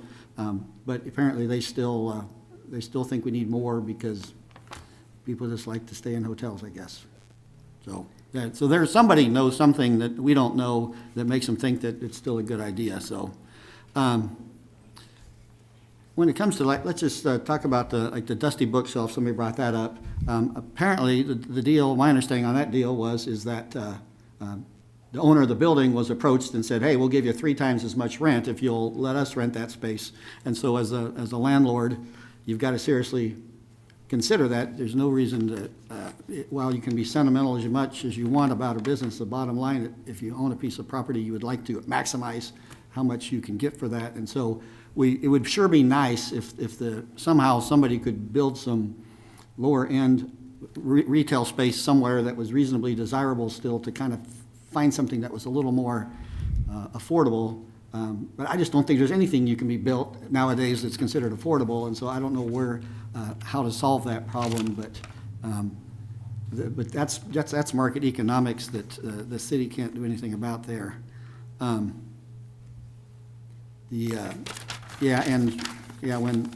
the Candy Corner place was sold, I think there were promises made by the seller that, including he wasn't charging rent to some of the people, things like that, which is just. So that was not handled very well, I think, by the previous owner on that, and made promises that he wasn't planning on keeping, or didn't have a position to actually say one way or the other there. So When it comes to the extending it for a year, I'd be willing to talk about a 6-month extension to substantial completion versus, I don't know if the thing is supposed to be completely done, open for business by a certain deadline, but I'd be plenty fine with going 6 months longer to substantial completion, and we can arm wrestle about what that means, but I would guess 90% done and some parts completely done. But if it runs over an extra month or two to finish putting in the bushes, that would be fine. But I think something like that shortens the timeline a little bit without making it an impossibility there, so. Mayor, I appreciate that feedback. What I'm really looking for from the commission this evening is there a willingness to entertain a TIF redevelopment plan amendment? The TIF redevelopment plan amendment is critical to us moving forward. If that is not done, it's an ordinance. Yeah. It has to be adopted. If that's not done, then it really doesn't do us any good to talk about the agreements, whether it's on Midtown or it's on the Handy Corner site. That TIF redevelopment plan really sets the stage for what it is the developer has asked you all to consider. And if the TIF redevelopment plan isn't amended, then the majority of what he's asked for can't be done. So in that case, I would be in support of amending it based on the fact that the city came up with this Aggieville plan. We received public input. Everybody kind of thought, most people thought it was kind of a good idea. The commission supported it. And then we went out and asked people, bring us a project that we can like and put in this area.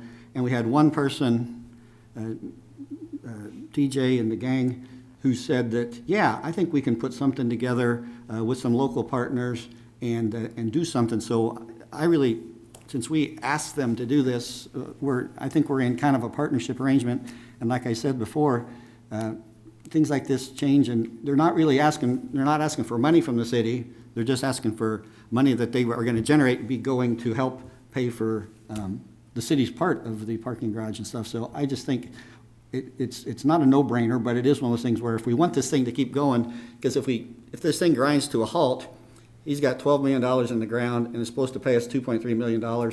And I don't think that's just a terrible scenario for everybody, because it's going to sit there empty and it's going to cost a few $1 million to dig the crap back out of the ground to do something different.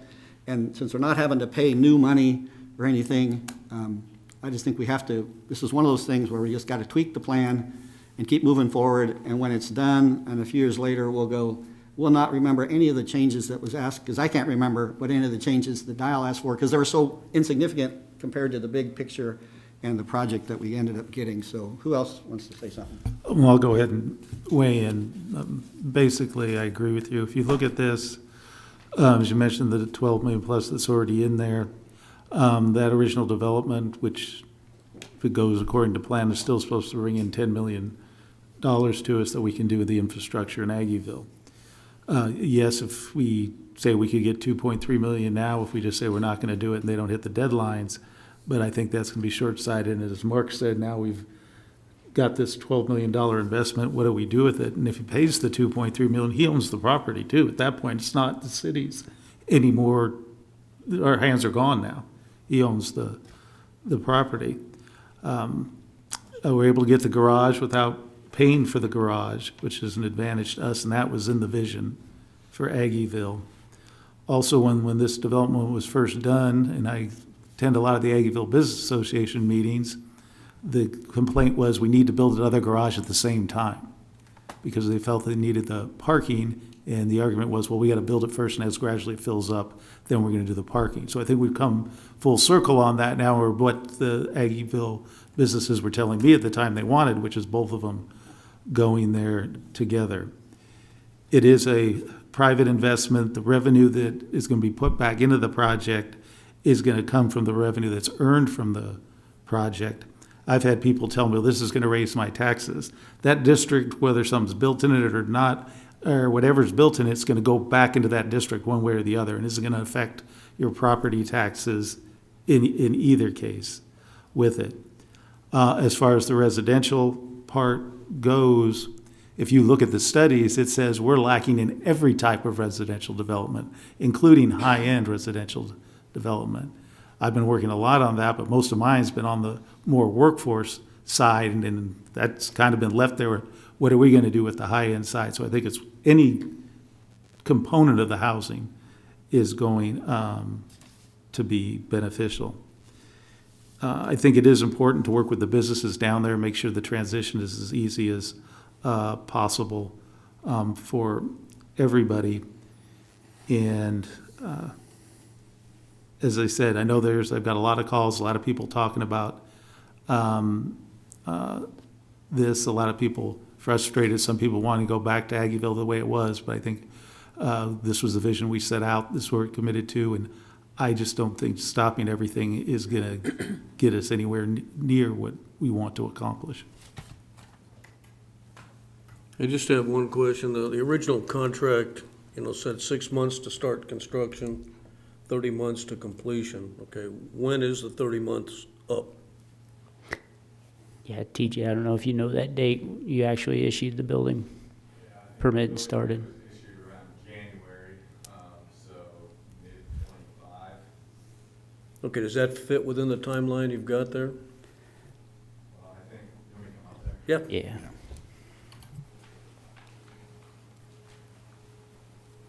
We brought up the construction timeline right now just to be responsible, because I do think it is something that could come up. Obviously, this is something we could have waited to talk about, but as we've paused the project, this delay means that we don't have that time. And so I do think there is a reasonable chance that we're going to need more time when we get to when that construction time period expires.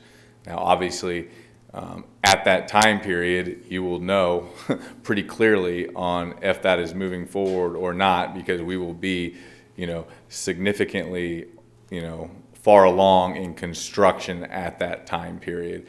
I just think it was reasonable for me to bring it up in today's meeting so it could be discussed, because I do think, assuming we get started here in the spring sometime, it is going to be tough to complete the construction in that existing timeline. Okay, I'm not big time in favor of changing that until, that 30 Yeah. months expires myself, and that's the feedback I've gotten from folks, just because contract's a contract, so. I mean, I think that's okay too, because I think at that point in time, you'll know, like, did this thing move forward or did it not move forward? I just didn't want people to think that I didn't bring it up right now when I had the opportunity to bring it up. And so that's the reason why I brought up that potential issue. But I think, right now, we should just proceed with, what we've got. That's how I see that. Now I have another question that relates to, the city, the TIF I don't have an issue with. I think the way that's structured, that isn't gonna hurt anybody in the city. It's a good deal. But we are providing some incentive to the organization to build through these IRBs. And while that's not the same as eminent domain, kicking somebody out, the problem with relocating, and I guess it's businesses in Handy Corner. Yeah, if I can. Could you address that? Yeah, absolutely. To date, I'd have to double check my numbers, but we've spent almost $500,000 in incentives that we've paid the businesses that are there to relocate those businesses, or in some cases, the businesses opted to just close and take the check. Every single person that did not have a lease that expired, with the exception of Mr. Fitzgerald and Green Tea, has accepted money from Back Nine, and those funds have been paid. We are in no way kicking anybody out. We cannot legally kick people out. There are leases in place. So when people leave, they leave under their own free will, and they, in most of the cases, with the exception of maybe one where a lease expired, they walked away with our money in their pockets, or we helped them relocate. So I think the way that was framed was unfair to our company and what we've been trying to provide over there, because they did get assistance. It is hard. I understand, as a small business owner, it's hard to move. It's hard to make some of those changes, but the Handy Corner as a building has needed repaired for many, many, many years. Anything that's going on in that area right now is not healthy for our community. And that's not directed at the businesses there. I'm talking about things that are happening there after hours and other things. That building, that site needs improved. It is holding Aggieville back. We are willing to work with Mr. Fitzgerald. As a matter of fact, members of my team have shown him numerous properties trying to help him find a space, and none of them have been satisfactory to him at this point in time. We're actively working with Green Tea on finding a location for them. Green Tea's been around in Manhattan for a lot of years and, very reputable business, and we'd be more than happy to help them relocate it. Their business is specific to a sushi restaurant, so finding a kitchen that's suitable and those sorts of things have created some challenges, but we're optimistic that we have a good relationship with them and we're going to move that forward. So. Okay, do these businesses, like you said, legally, they can't be forced out, so do they have the potential of derailing your project? Yeah, I mean, that if Mr. Fitzgerald wants to sit there and hold up the whole project and all of Manhattan hostage for $10 million, he certainly can do that. So, I mean, that's my comment on that. So, we have been actively working to relocate him. I mean, there's different policies in place. We hope, or procedures in place that we, through our attorneys and things like that, we may have other exit paths. We hope to do it amicably. And we have been trying very hard to help him find a solution where he is not out, and we can help him move by providing him additional monies, and he will go into a location that's nicer, better, more updated, and not be out the money. So that's all we can do as a business owner. We inherited leases when we bought the building. We did not sign the leases. I guess that's all I have to comment on that. So. Okay, as long as there's some effort to try to resolve that. But yeah, and I mean, I'm happy to provide references and people who have worked with us and have, accepted money, and we've helped them move, or all those sorts of things. We've done our best to help these tenants relocate. I mean, we will continue to do that, and we will make every effort to help them so it does not affect their business. I think in most cases, the businesses are better off now with our help than they were previously. Okay, and then the last question, and again, I'm just pulling things from, I got several emails on this topic over the past week, and just for full transparency, I did meet with TJ Monday to talk about some of this in detail, so, to be sure that I understood everything that was in the packet. And I guess the other question is, people were concerned that, when we did the original contract, I think it was Central National Bank certified that all the money was there. And then people are saying, well, you folks on the commission didn't do your due diligence because the money was pulled out and the project had to be stopped. So why would you make another agreement with the same organization? Because it might fall through again. So can you just address that? Because I don't know how to answer that. I mean, we looked at all the documents, and I know you thought it was legitimate. And what I understood was, when the guy pulled out, it was like, fine, you could have sued him, but then you'd have been in court for 10 years and the building would never get finished, and so we had to move on from there. But what's our assurances now that there's not going to be a financial implosion? It's not.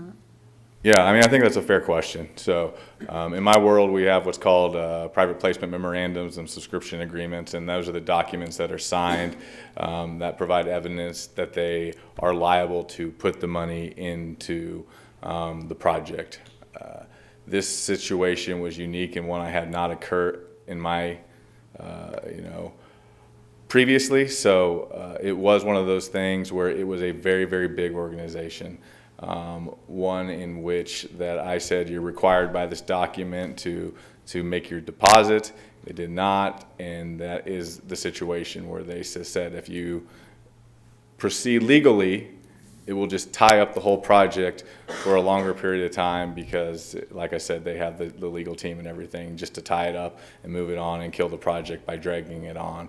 I think in this situation, going forward, we will look to make sure all those funds are deposited into the bank prior to moving forward to make sure we do not have a similar situation again. I will say we have a track record of maybe not to this scale, but we have a positive track record in this community of raising outside investments and making money for our investors and pushing things forward and doing what we say we're going to do. It's really important to me that we do the same thing here, which is why we didn't scale back the project. We didn't change the project. We made the project bigger. We're raising more money than we were raising before. I have a past history as a banker. I understand what it takes to get the deals done at the bank. Our same banking partners are involved. Our same general contractors involved. Our same architect, the same contractors.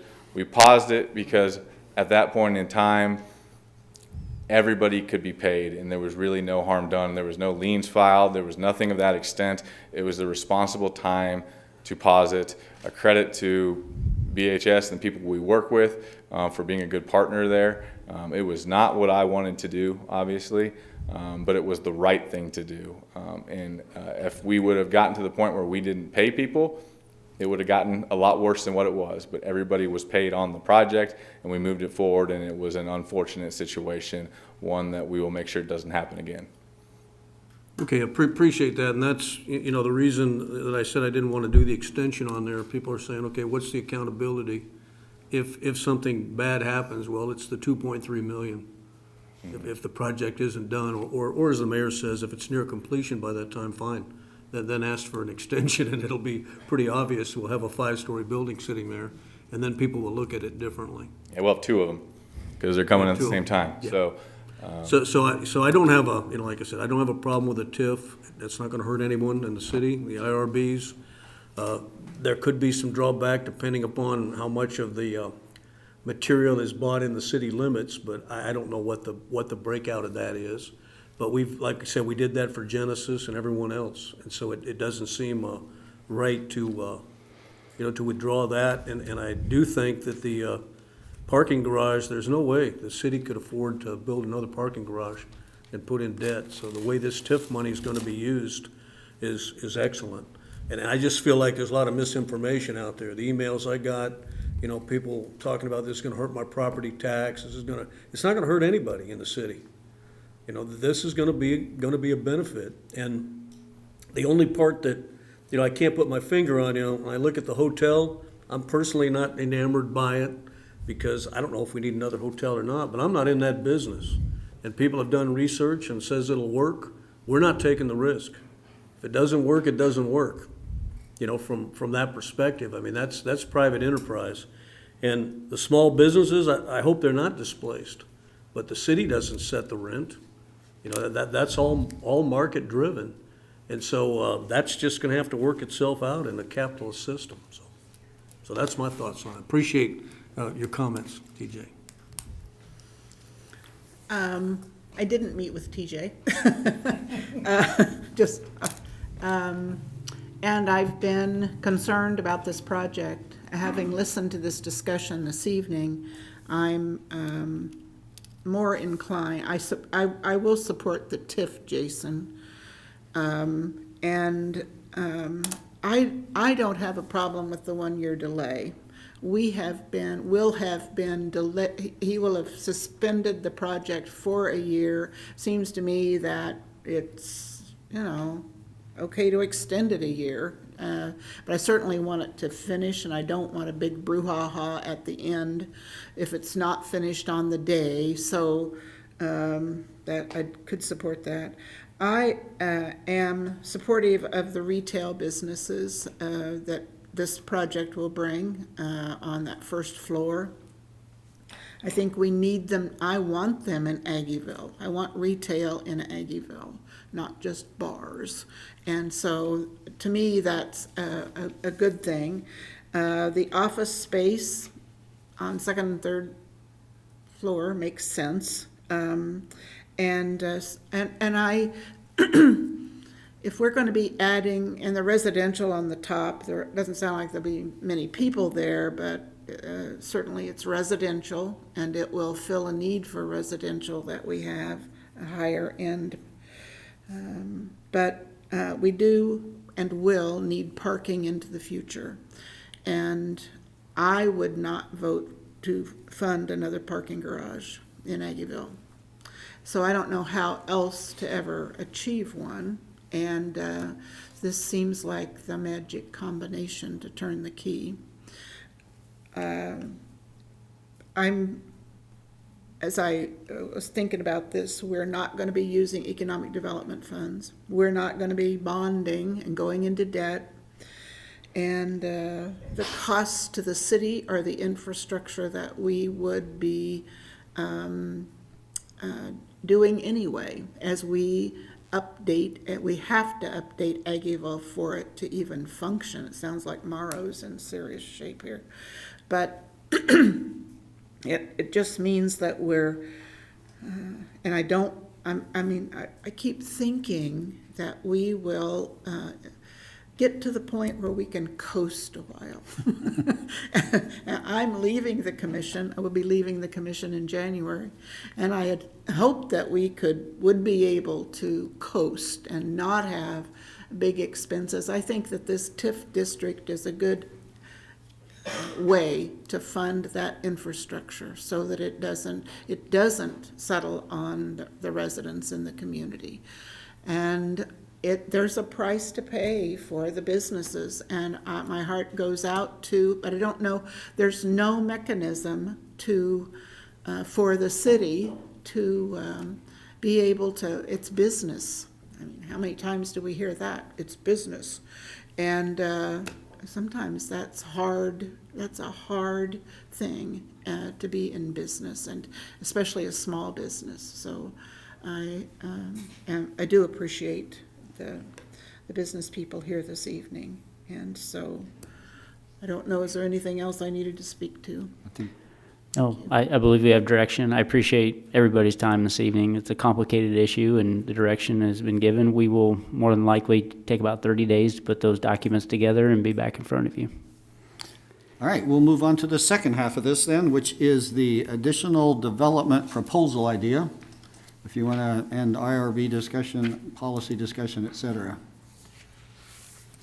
Yeah, Ron, did you want to run through your items, or do you want me to jump right into the I think we ought discussion? to take time to We can't jump hear into him. the IRB discussion, so go ahead, Jason. Sure. So we provided you both the existing policy for the IRB and the tax abatement policy. We've got a number of developers in the community ranging from residential to rehab of residential, new residential, rehabilitation of a commercial property, and then obviously the one we talked about tonight. Again, our history is somewhat of a checkerboard in terms of how we've leveraged this tool. There's some folks that are coming up with unique ways to address very complicated properties in the community. Just really looking for general guidance and feedback. I think one of the options I gave you in the memo was a work session, which I think, it would be logical to do that, to give you more of an update on our current policies, talk openly about items that we can put on the agenda. People know what we're talking about. But more than anything, I just wanted you to be aware. There are folks nosing around about these incentive packages to create the financial position they need to move forward. Some of them have indicated to me without these incentives, we're probably not doing the project. Some of these projects in these development areas have sat for years without a lot of attention. Some of them are part of existing PUDs that need to be looked at that were developed 10, 15 years ago. There's public infrastructure, there's access and egress that needs to be addressed. So they're complicated. I'm sympathetic on the side that I know we've given these incentives to a variety of user groups over the years, but I also don't want to just catch you cold with some of this stuff and not have a dialogue. So if you're open, we'll schedule a work session. We'll give you general parameters. We'll invite those individuals. If they want to come up and talk to you about their projects, you certainly can. But ultimately, looking for direction and feedback. Is it time to update the IRB and the abatement policy? There are some housing things that we know are on the horizon. You got a committee out there working. We think they're getting close to making some recommendations. Some of these tools work really well with housing. We've seen it in Salina where they've wrapped the IRBs, the sales tax exemptions, and even property tax abatements into the package for the type of housing that they desire. That's aggressive. It took them 6 years to get there, but they finally have a policy that's very aggressive on a specific type of product they want to see in their community. The $8 million is still looming out there for the workforce housing. We have other tools. About a year ago, we were in front of you all trying to talk about, do we update the economic development policies? Do we look at housing? Do we wrap this all together? These issues haven't gone away. It's just now we're getting a lot of interest. Our policies and procedures aren't necessarily in lockstep with our 70, 20, 10 split that we're getting now in revenue. We've contemplated internally, do we start looking at it that way? The 70% is something you all consider every year as part of your budget, which you've done this year. And you allocate money for the next year based on where you want that 70% to go. The 20% stays with the chamber. That's the jobs, that's the economic development dollars. They come to you, we go through the application process, we run the model. You get that same approach that we've had with the two considerations. The 10% on the housing, that could be wrapped, that could be packaged with a variety of different tools that we have at our disposal to possibly meet a criteria that you'd like to talk or speak to in the community. Workforce housing is at 40% LMI, 60%, 80%, 100, 110. You know, we identified a lot of different uses. So I know we didn't hire Baker Tilly. At one time we considered that, but we do need to talk about the use of these dollars and these tools to give us guidance on how to react. There's a lot of folks that want to develop in our community, but they are coming with the feedback of we can't get this done on our own. Where's the city? Can we leverage the city? Are these tools available? Yeah, I think we need to have the work session and do it. I'm already starting to talk to some of these folks. I'm on, like I said, almost all the housing ones. It's constantly coming up. Industrial revenue bonds, those are used for all sorts of things. I've been on the private end and used those to develop buildings and everything else. There aren't any risks to us and only fractional any downside of any revenue that come from them. So I think we have to take advantage of them or we just won't move off the dime on this housing stuff.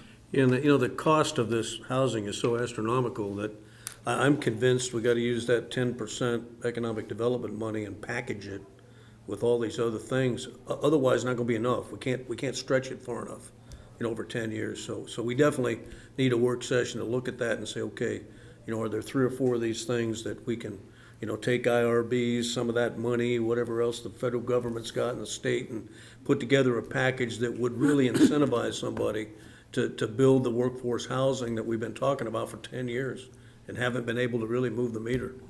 Yeah, and sooner rather than later. Yep. Yeah, because I'm not sure if time is of the essence at all on any of these projects.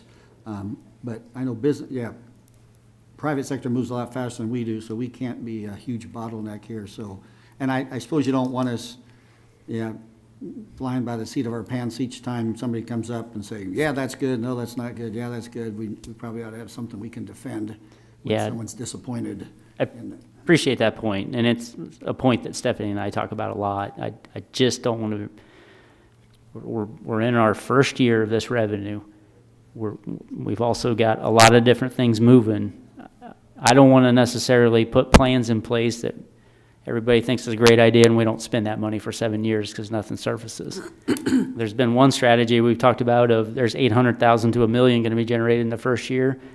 Maybe we target that 800,000 to $1 million and set a specific course for it. So we're not sitting here waiting for, the private sector. Maybe we throw out what we want to spend it on, much like an RFP, and say, all right, come ask for it and you'll put that product in. So there's things we need to talk about and strategize about, but I appreciate that, Mark. Linda, anything else? I do support a work session. I think we need to better understand some of these things and what can be married and what what our current policy. I mean, you can tell from the questions I ask, I just read the words. Sure. And then there's an interpretation somewhere that is complete opposite or sends you down a different road. I want to be sure that what we do is the right thing. And that's hard to do. But I don't want everybody coming to the city to get money to go build their housing or their projects. I want, excuse me, we need the private sector to continue to function as independently as possible, and come with proposals that we can send through our process. That's the fastest way to get there.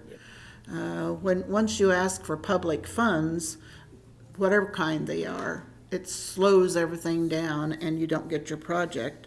On the other hand, it seems like we're getting more and more that want the city's money, whether it's Genesis, and you question whether, you know, that was the first, was how necessary was that? They'd have built it anyway.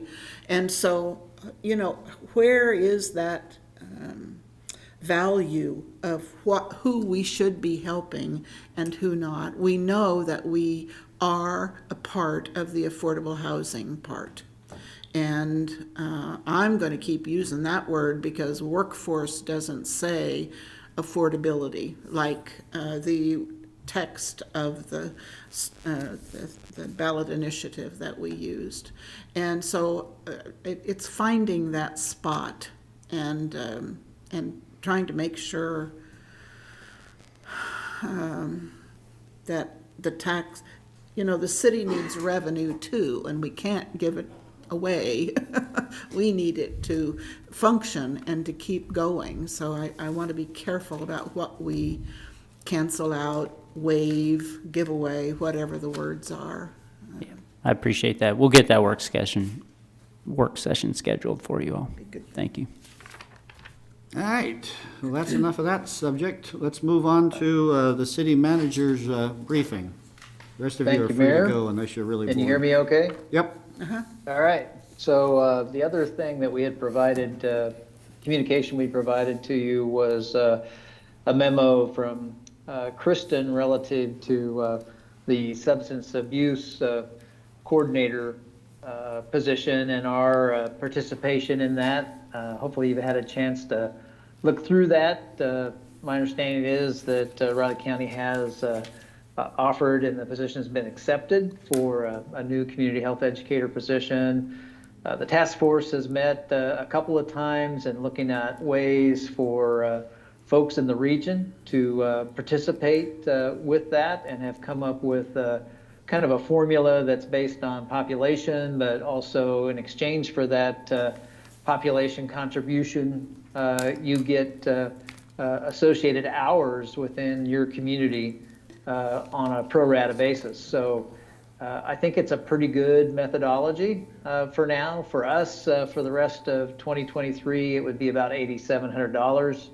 That all of this would be grant eligible for how we use the opioid funds.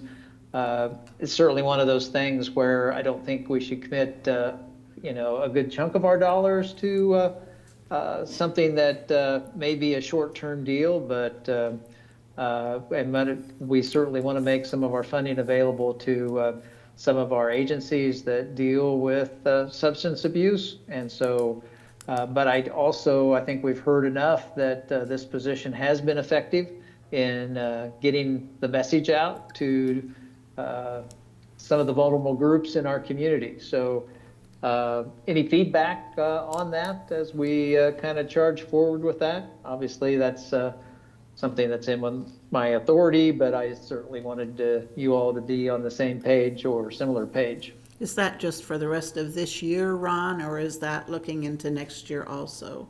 That would be for the rest of this year, but they are pursuing a policy that would be similar to that, and I don't have that number. Again, the trade-off there is the assurance that the time spent by the person, obviously we're the biggest population, so they would spend you know, roughly 123 hours of their time in Manhattan. That's just for the rest of this year. So again, a pro rata basis based on your contribution. And we'll have more information for you. This is kind of a trial run for the rest of this year to see how that works. And then the task force is continuing to meet to kind of line out what some of the other priorities are. Again, the whole concept here was to try to work with everybody who were getting some of the funds so that we were talking about these things together and not all going off on our own and duplicating our efforts in some of that funding. So I do know that I believe the state has made a few awards. I'm not sure. I think they have some additional rounds pending. So I think that's one of the things too that the task force wants to work on, a process for how we solicit those agencies for what their needs are. Okay, so this money's coming out of the opioid fund to pay for this? Yes.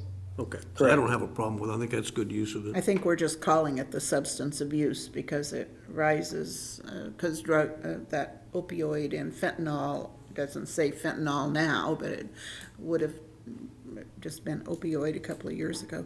I certainly support the use of this, and I'm pleased that the three, or however many jurisdictions are working together and even sharing the costs, because it's the kind of thing that we didn't necessarily budget for, and, but it's appropriate. My understanding is that Raleigh County, Wamego, Potawatomi County, and Geary County have all confirmed. Okay. And it's believed that Junction City and that we will also. So that's a pretty good group of folks. It is. Thank you for that additional information. Okay. All right, what else you got? Just kind of going down the calendar and different events. We've got several of you going to the MRC luncheon next week, so we are noticing that.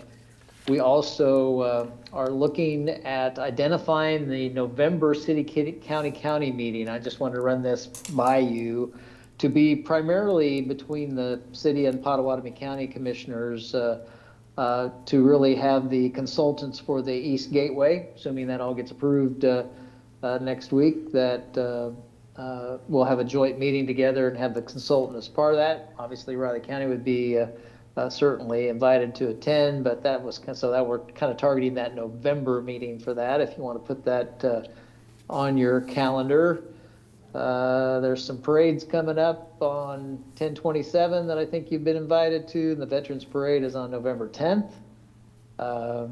And let's jump into the planning charts.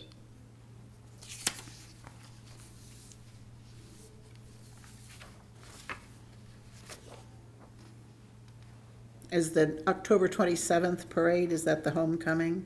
Yes. Yes. Okay, thanks. Yep. And then, so for October 3rd, got quite a few general agenda items. Most of them are all rezoning. All of those were, I think, passed by the planning board unanimously. So we've got the Henry edition. It's an annexation and rezoning. It's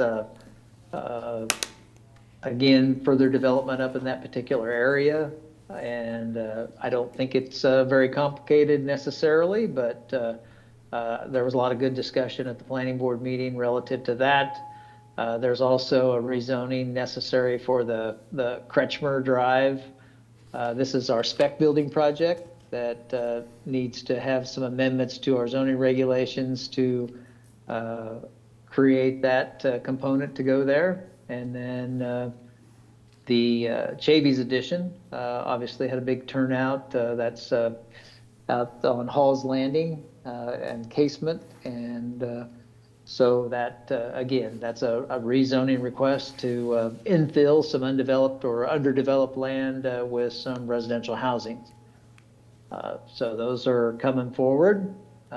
We have a number of items on the consent agenda. We have a first reading of the standard traffic ordinance, pretty no big changes really at the state level. You might recall we just, whatever changes are made at the state level, we usually end up adopting those same so that our ordinances and regulations are similar to the state standards. We also have some second readings and plats. We have the appointments on there for the Move MHK Steering Committee and the Seco Park Improvements Advisory Committee. A couple of bid awards. We've got the second reading of the salaries, and then also for the salary ordinance and the memorandum of agreement with the firefighters union. And then we've got first readings on the water, wastewater, and stormwater rates that were discussed with you during the budget work session. So those are scheduled to go on that particular meeting. Some final plats coming forward to you. A couple of professional services agreement on the utilizing the on-call. One of them is, again, this is primarily due to staffing shortages in our engineering division. and that just not enough people on hand to be able to do design and inspection work. And so a couple of contracts there to pick up Walters Drive concrete repair, and then the Anderson Avenue project to design and then manage the bidding and inspection, construction administration for that project. That would be for improvements to Anderson west of Seth Child to Reeth, which is in pretty bad shape. Have a lot of joint failure in a lot of that roadway. So those are the primary aspects relative to that. Jason, do you know what that headlighting is on Houston Street? I wasn't familiar with that one. Jason had to step out. Yeah, Jason's not Oh, here. he did. All right, never mind. Well, Jared, are you in I the know know? it's probably something not on familiar with our Houston Street project down there in the 300 block. Well, I'm guessing. So contract amendment for probably the engineer there is my guess. On the 17th then, we've got 3 general agenda items so far. My possibility that we'll have 1 or 2 more on that one that are pending. But we've got the Ag Press redevelopment, rezoning. That's over off of Yuma. That's on the planning board Thursday night this week. So depending on what happens there, would be planned to come to you on the 17th.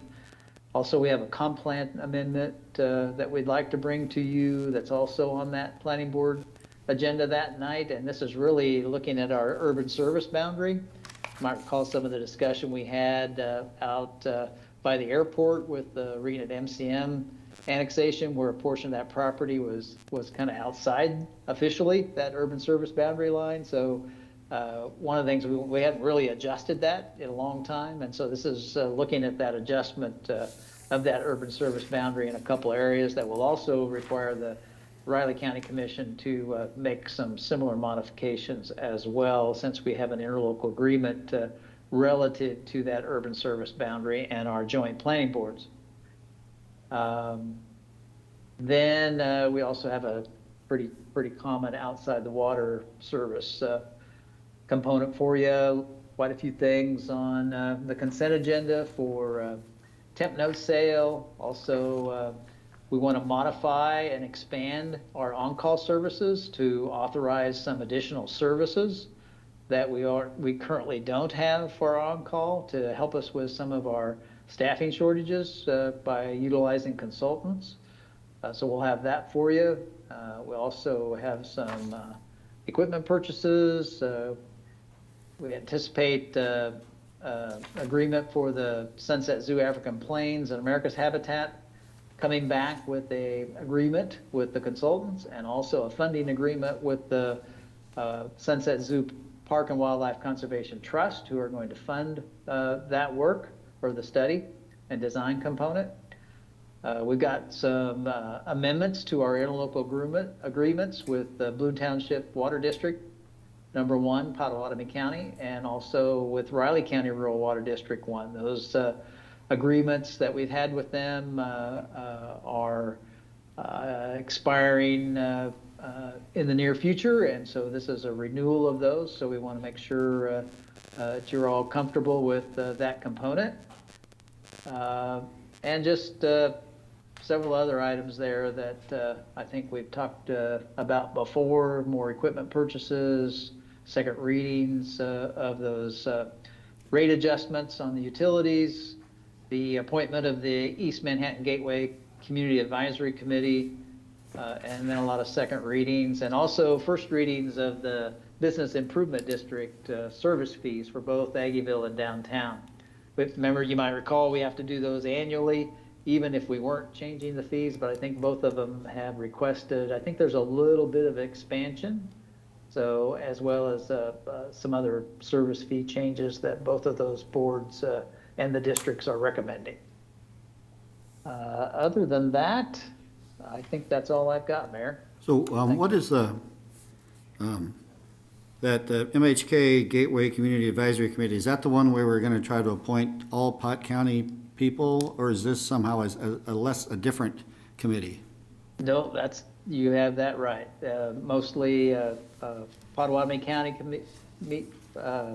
residents or businesses stipulated in that, and that's something that, now that we have the other two committees that you're making recommendations on, we'll have recommendations coming to you for that process as well. All right, and so But- we're getting some applications and everybody's pretty excited about that, so, okay, we'll have time to look that over, the applicants over at some point, yeah. Yes. Yeah, those applications are due on Friday, Okay. and then staff will spend some time making sure that we have applicants to fill all of those different listed positions. And then we'll also be coordinating with Potawatomi County staff, since they're, the BOCC of Potawatomi County will be appointing 2 at-large residents. Okay, very good then. Got one other question. We were talking about the PED on Houston, whatever. What is the plan to fix Houston between 3rd and 4th Street? That was torn up to change move the utilities, and that's still Yeah, torn up 6 it'll- months or later after it's been done. It'll be bid this November. It'll start construction in January and should be complete at the time around August they open. And that's just the 1 block stretch? Yes, Okay, yes. good. I just noticed the other day that was terrible. Yeah, it is. Especially when it rains. It hadn't rained for a while. It does include the new streetscape for that block as well, not just so it'll be similar to some of the other streets in the downtown area. Fancy streets. All right, very Right? good. I think we're just interested in the surface. Yeah, right now I'd be thrilled with new pavement. I don't care about Okay. flowers. That's all you got, Ron? That's No, it, Mayor, thank you. We've got the work schedule on the back. Oh, how about the work session on the back? Oh, yeah, we do. Sorry. So on the 10th, looking at RCPD and CDB for their regular updates, and then we want to visit with you about the downtown parking garage and some of the updates we'd like to make with that one, including looking at fees and just some of the, it's hard to believe, but that garage is showing some wear and tear, and it'd be nice to have a revenue source to help pay for some of those maintenance and other improvements. Okay, that's the week of the AUSA, and so I will be gone. And I can't zoom in because that's during the reception, and that would cut Right. into the happy hour part of the reception. Oh, can't do that. And so, so if you could just, I will try to weigh in on that before I go, maybe a little bit or something, if you can. Yeah, that's a good point. I forgot about that, Mayor, so thank you for that. I guess we can, we'll contemplate whether we want to, we've got some other openings, but I know we're wanting to look at some things, so. Yeah, that's fine. You can still discuss it, and I'll preview the packet before and ask questions and stuff and go from there, so. Okay, If sounds good. is the revenue the big piece of it, or can we break it in two and talk about the parking garage and the issues, and then the revenue could be at the next meeting or something? I think it'd probably be better to talk about it all. All at once? Okay. Yeah. So, okay. Then we've got, on the 24th, we want to bring all the changes to the animal ordinances that we're looking at relative to our new agreement with our contractual vendor. And so we kind of prefaced those when we had that item last time.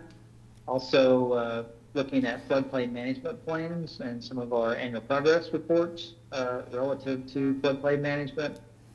We're not planning on having a meeting on that 5th Tuesday. It's as of now.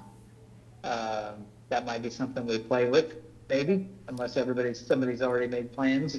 I've made Not being plans. there. I've made plans to be Okay. gone. Okay, I'd like to I keep figured it that. open myself. All right, well, we will keep it open. Also, then in November, looking at bringing to you some of our policy resolutions for change orders and amendments to contracts in line with some of our purchasing policy adjustments that we made. So just continuing that modernization of some of our and other policy documents, catching up with some of the other changes that we've made.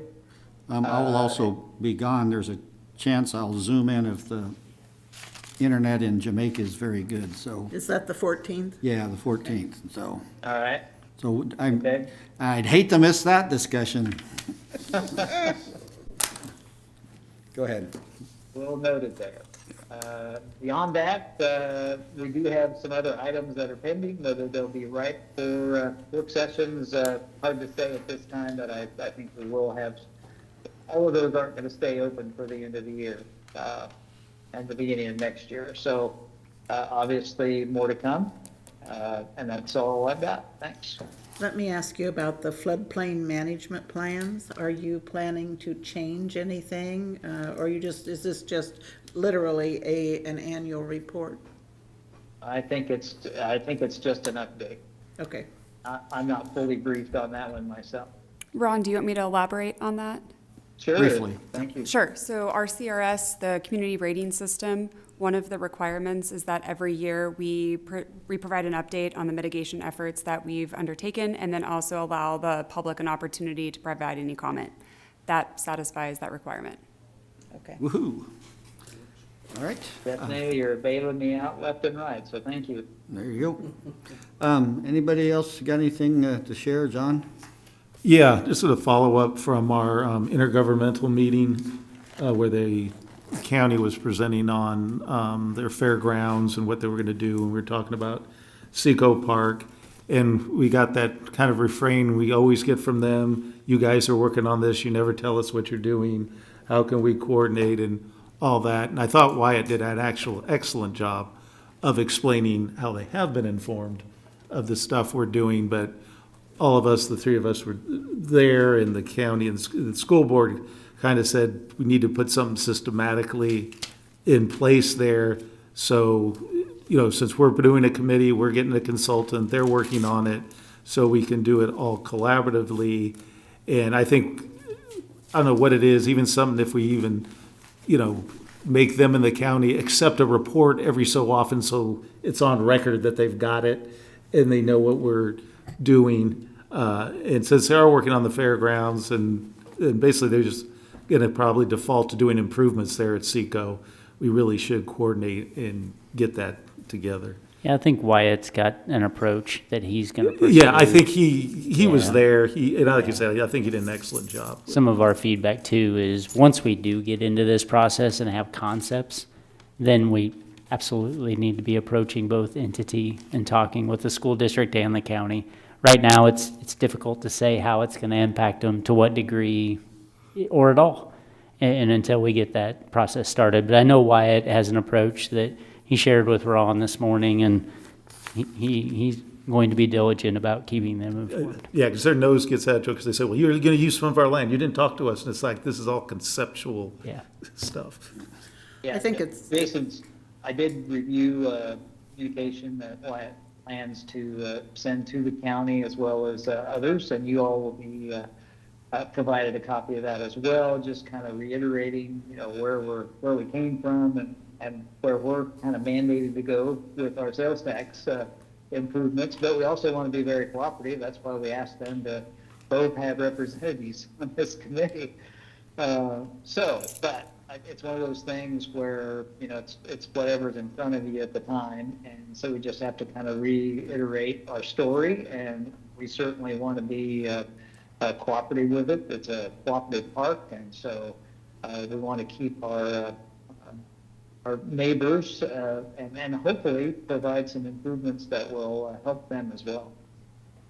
Does the scope of that contract with the consultant include working with to find solutions with the county and the school district in addition to the city's needs? Is it that broad?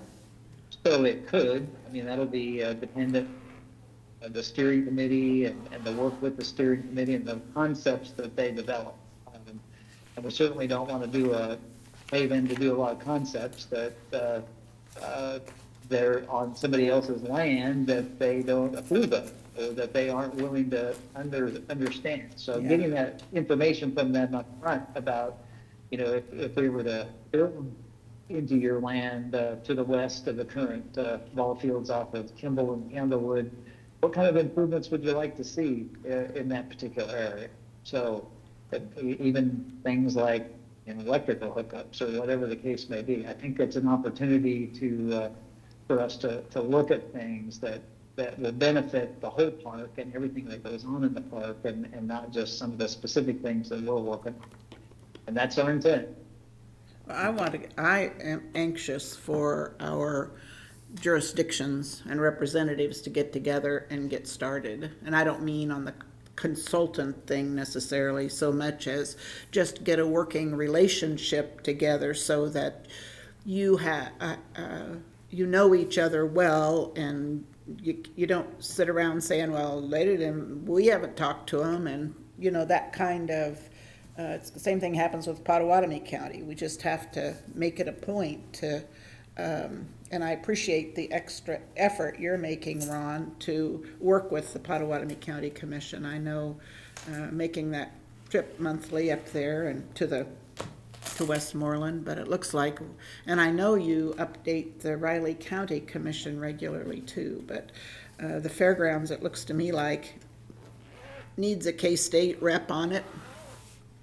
And I don't know how broad, whether some of the ag organizations, but I just, the sooner the talk begins, the sooner we'll be able to reach a good agreement that everybody feels good about. I don't disagree. I would just say that historically, most of that cooperation and communication has occurred at the staff levels. Mm-hmm.